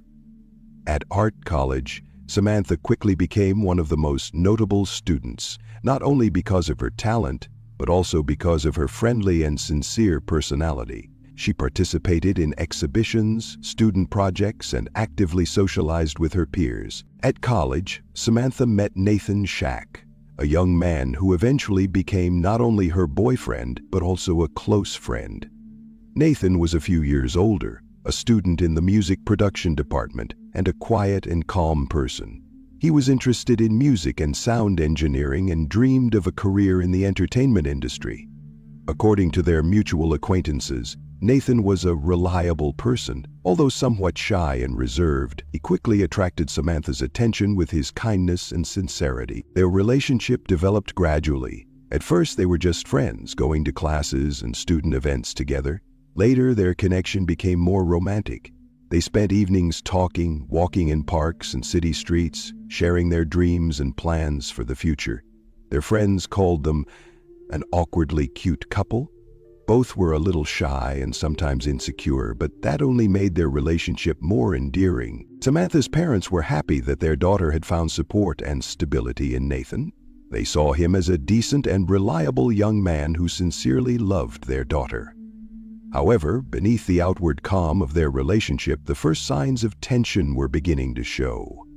Samantha began to think more and more about the future, including whether she should continue her relationship with Nathan. She shared with her loved ones that she sometimes felt restricted in the relationship, but tried not to dwell on it so as not to worry her parents. September 19, 2009 was the start of a new school year that promised to be an important milestone in the young woman's life. September 11, like many other days, began quietly. Linda and John, as usual, tried to contact their daughter to find out how her day had gone, but this time the phone was silent. Samantha did not answer her calls or messages, which was unusual and caused her parents to worry. They called several times and tried to text her, but to no avail. At first, the couple thought that their daughter might have simply forgotten her phone or been busy with her studies. But as time passed, their concern grew. Linda and John tried to contact the art school, where they were told that Samantha had not attended classes that day and had not been in touch with her teachers. This information only heightened their anxiety. Not knowing what to do next, the parents called Ashley Olver, Samantha's neighbor and best friend, with whom she shared an apartment. Ashley was out when the call came in, but she immediately agreed to check if everything was okay. Samantha usually came home in the evening, and her delay was unusual. As she approached the apartment, Ashley still hoped that her friend had simply been delayed or was somewhere safe. However, when she opened the door, she was met with a scene that would remain etched in her memory forever. Samantha was lying on the bed, lifeless and covered in blood. The scene shocked Ashley. She immediately realized that a tragedy had occurred. Without wasting any time, she called the police. Those moments marked the beginning of a long and painful investigation that soon shook not only Samantha's loved ones, but also the entire college community and the city. It seemed impossible that such a cheerful, talented, and hopeful girl could have been the victim of such a horrific crime. Parents, friends, and teachers tried to understand how this tragedy could have happened and who could have been involved. Early that evening, as dusk began to fall on the streets of Dallas, the police received an alarming call from Ashley Olvera, Samantha Nance's neighbor and friend.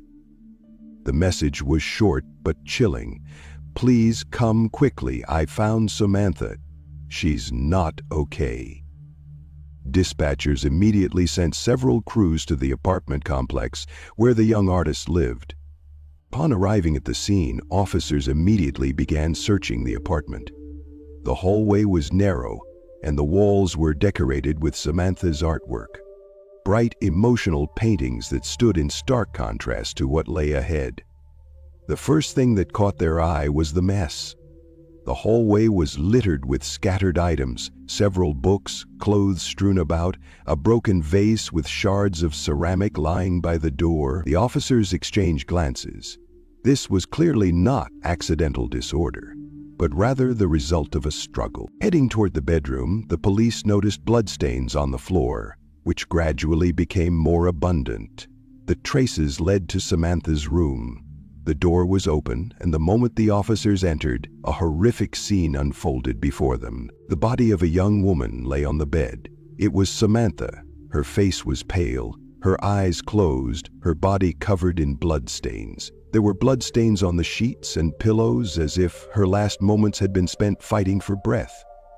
Medical experts who arrived at the scene immediately determined that the woman had suffered multiple stab wounds, mainly to her back and neck. According to preliminary estimates, there were 42 wounds, each penetrating deep into the tissue, indicating the ferocity and cruelty of the perpetrator. The wounds were of various types. Some were cuts, others were stab wounds, indicating the use of a sharp and thin object, possibly a knife or blade. The police carefully examined the room, trying to preserve every detail. A broken cell phone lay on the floor near the bed. The screen was cracked and covered with a network of fine cracks. Despite the damage, forensic experts were able to retrieve messages from the phone's memory that caused particular concern. They contained threats from an unknown sender, insistently demanding that she stop communicating with someone or threatening violence. The content of these messages posed a serious danger and led investigators to believe that Samantha may have been in danger long before the tragic incident. Police officers began to carefully record all the evidence, photographing every inch of the room. Fingerprints, bloodstains, and personal belongings were sent to the lab for detailed analysis.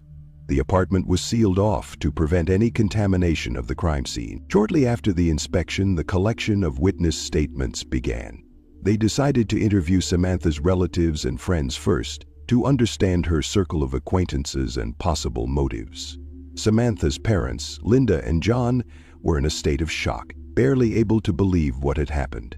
They struggled to talk about their daughter, recalling her bright personality, her love of art, and her dreams for the future. The investigators paid particular attention to Samantha's boyfriend, Nathan Shaku.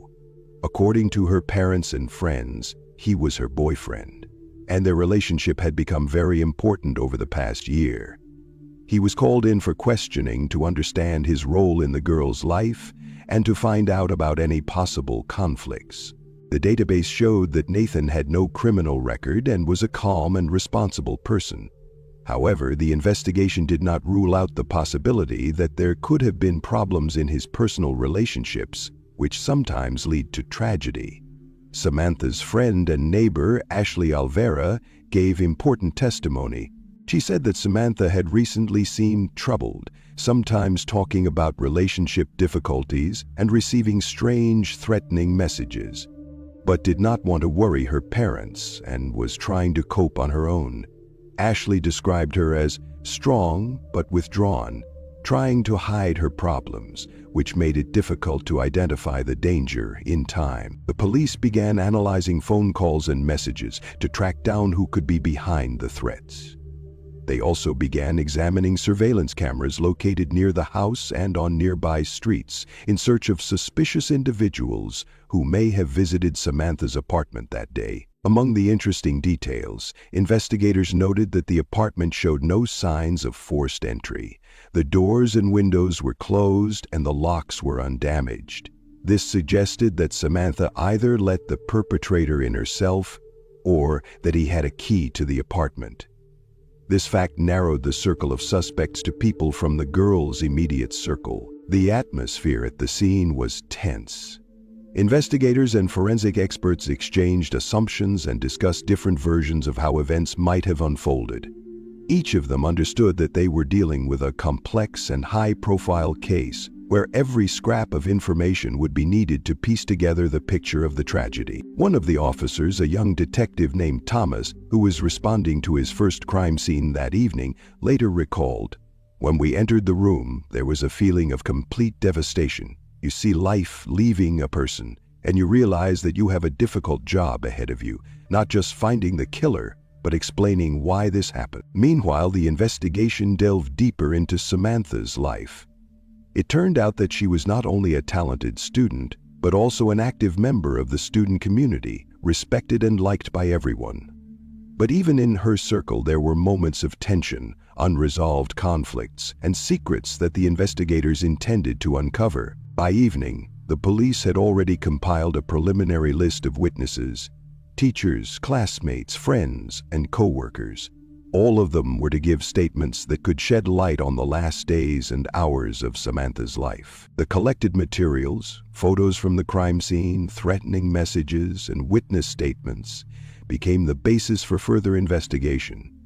the investigators were determined to find the culprit and bring at least a small measure of justice to the Nance family. After a thorough examination of the crime scene and the collection of evidence, the police began questioning a key witness and close friend of Samantha Nance, Nathan Shack.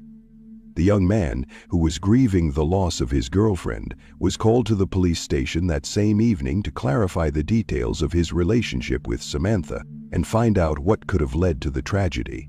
Nathan arrived at the interrogation in a depressed state. His face expressed deep sadness and sincere regret, and his voice betrayed his grief. The police immediately noted that he seemed sincere. It is difficult to pretend in such situations, and his words revealed his true feelings. However, the investigators were forced to maintain professional distance and consider everything solely from the point of view of the facts. During the conversation, Nathan told them about his relationship with Samantha. Their relationship had begun about a year ago and had developed quite harmoniously, but in recent months difficulties had arisen. Samantha seemed increasingly pensive and distracted, sometimes avoiding communication, and also expressed doubts about the future of their relationship. He noted that she mentioned wanting to rethink or even end the relationship, but did not give any direct reasons. Data extracted from Samantha's phone confirmed Nathan's words. In her correspondence and draft messages, there were attempts by the girl to prepare for a conversation about breaking up. The texts indicated that she did not want to cause pain and hoped that everything would pass peacefully. This information led investigators to seriously consider the possibility that the murder was motivated by a breakup or emotional conflict. However, during the investigation, it was discovered that Nathan had a solid alibi for the time of the alleged murder. He was visiting a friend, which was confirmed by several witnesses. In addition, his behavior and words did not arouse the investigators' suspicions. Moreover, he showed genuine grief and regret over Samantha's death, which confused the evidence, as his motive for murder seemed weak. Despite this, Nathan provided valuable information. He told investigators about his roommate, 26-year-old Daniel William, a former Marine baker who in his opinion had a negative attitude toward Samantha and had repeatedly expressed dissatisfaction with their relationship. Nathan noted that Daniel had shown signs of jealousy and even aggression toward the girl, although he had never directly threatened her. This information drew the police's attention to a new suspect. The decision to search the room shared by Nathan and Daniel was made without delay. Forensic experts examined the premises, and evidence confirming the suspicions soon began to emerge. One of the key and significant findings in the investigation was a plastic bag found in Samantha Nance's bathroom. The bag was sealed, but there were bloodstains visible on its surface. Forensic investigators immediately took samples from the bag and sent them for DNA analysis. The results confirmed that the blood belonged to Samantha. This discovery was significant for the case, as it indicated that the perpetrator had attempted to hide or destroy evidence related to the crime. The presence of a blood-stained bag in the bathroom suggested that the killer had not only committed a brutal act, but had also tried to cover his tracks. The bag with blood could have been used to transport or temporarily store contaminated items such as clothing or tools that could have been used as evidence. Such caution suggested that the perpetrator was familiar with the apartment and had free access to the victim's personal space, which ruled out the possibility of a random attack by a stranger. In addition, the fact that the bag was found in the bathroom indicated that the perpetrator had attempted to remove bloodstains in a room where hygiene cleaning usually takes place. This further strengthened the suspicion that the perpetrator had tried to cover up the traces after the crime, showing a certain degree of composure and preparedness. Thus, this blood-stained bag became one of the most important pieces of evidence that narrowed down the circle of suspects and put the investigation on the right track.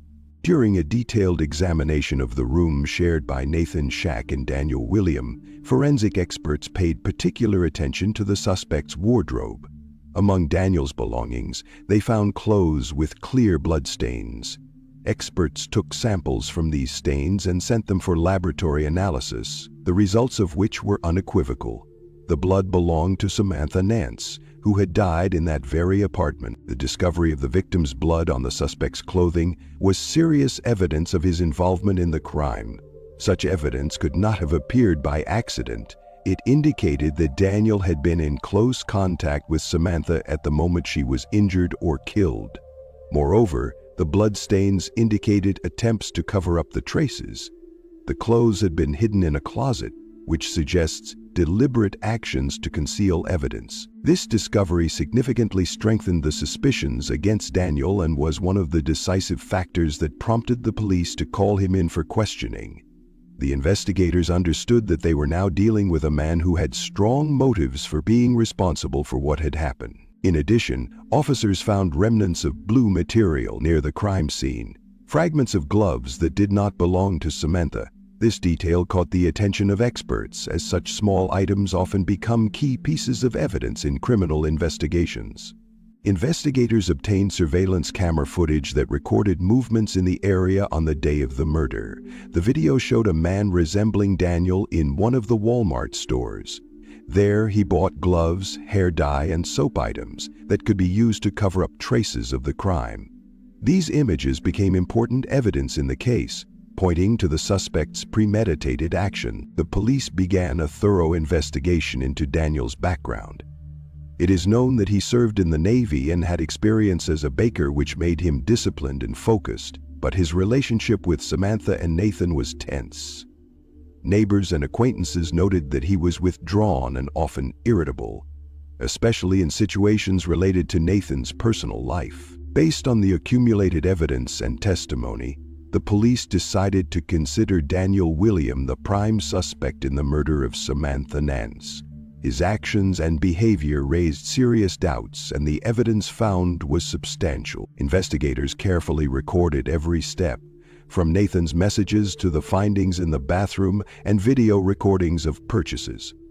It was clear that the investigation was entering a new phase, and a decisive stage lay ahead: the interrogation of the suspect. Meanwhile, Nathan continued to cooperate with the investigation, providing important information about the nature of the relationship and personal conflicts that could have motivated the crime. His help was invaluable, despite the emotional pain he was experiencing. The investigators understood that the case was complex and multifaceted, ranging from analyzing personal relationships to examining technical evidence.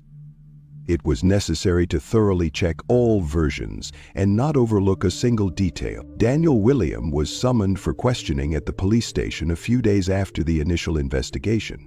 The official date of the interrogation was mid-September 2009, a few days after the tragic discovery of Samantha Nance's body.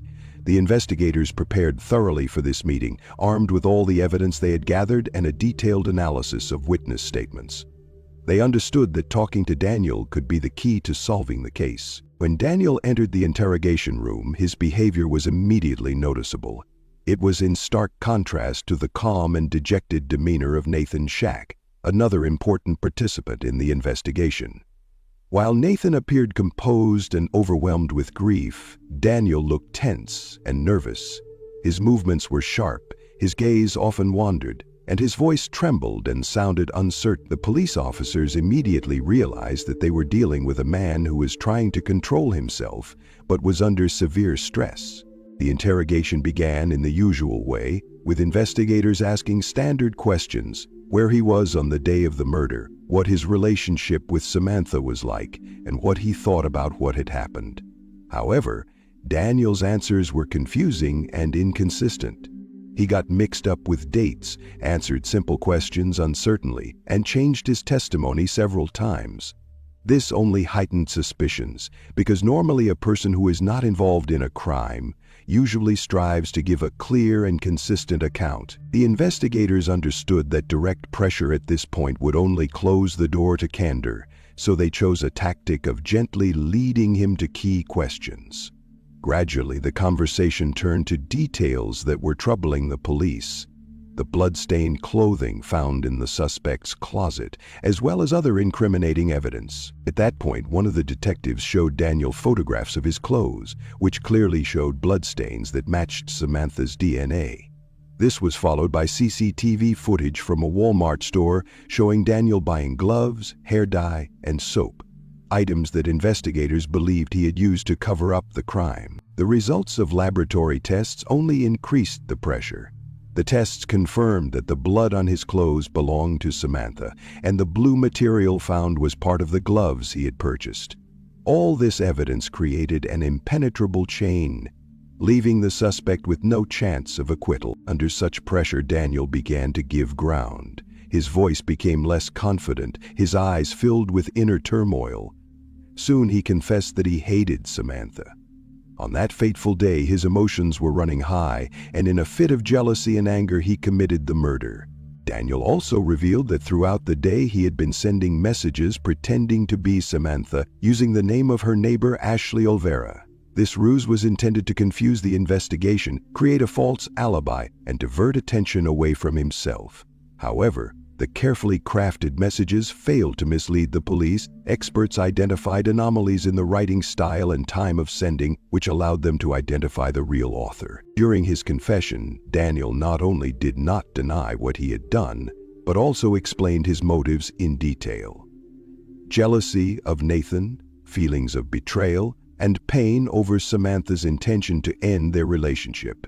His words and emotions were full of bitterness and anger, indicating a deep inner conflict. Investigators felt that they were dealing with a murderer who was fully aware of his actions and was not trying to hide. His confession and emotional openness coincided with the evidence gathered and witness statements, which made the case virtually open and shut. After several hours of questioning, Daniel William was officially arrested. This happened immediately after his confession. He was charged with first-degree murder, the premeditated and brutal killing of a young woman. News of the arrest quickly spread among students, teachers, and residents of the city. The public reacted with alarm and excitement. Samantha's parents felt a long-awaited sense of relief. Although no verdict could bring their daughter back, they were grateful that justice was beginning to prevail. From that moment on, the investigation focused on preparing the case for trial. The police continued to gather the final pieces of evidence to ensure the strongest possible case.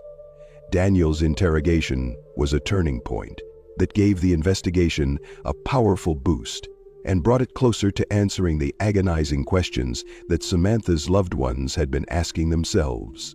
The trial of Daniel William became an event that attracted the attention not only of Dallas residents but also of the general public interested in investigations and crime stories.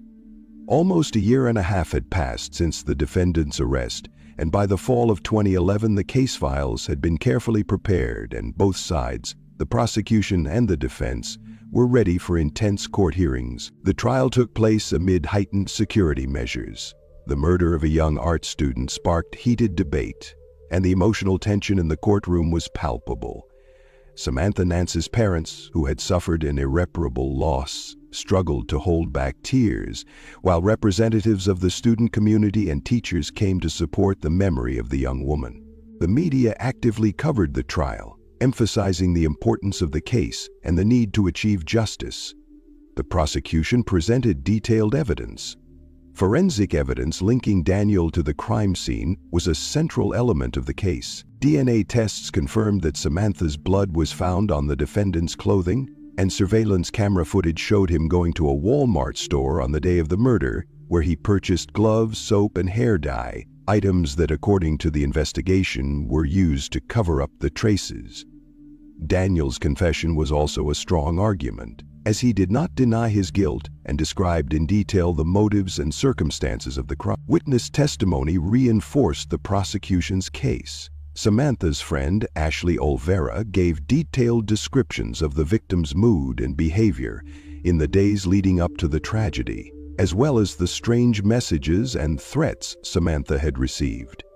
Psychology experts were also called in to describe Daniel's character and motivation, emphasizing that jealousy and emotional instability could have led to tragic consequences. On the other hand, the defense attorneys attempted to build a case mitigating the defendant's responsibility. They referred to his psychological state and emotional difficulties, emphasizing that William suffered from severe internal conflict and was unable to control his actions at the time of the crime.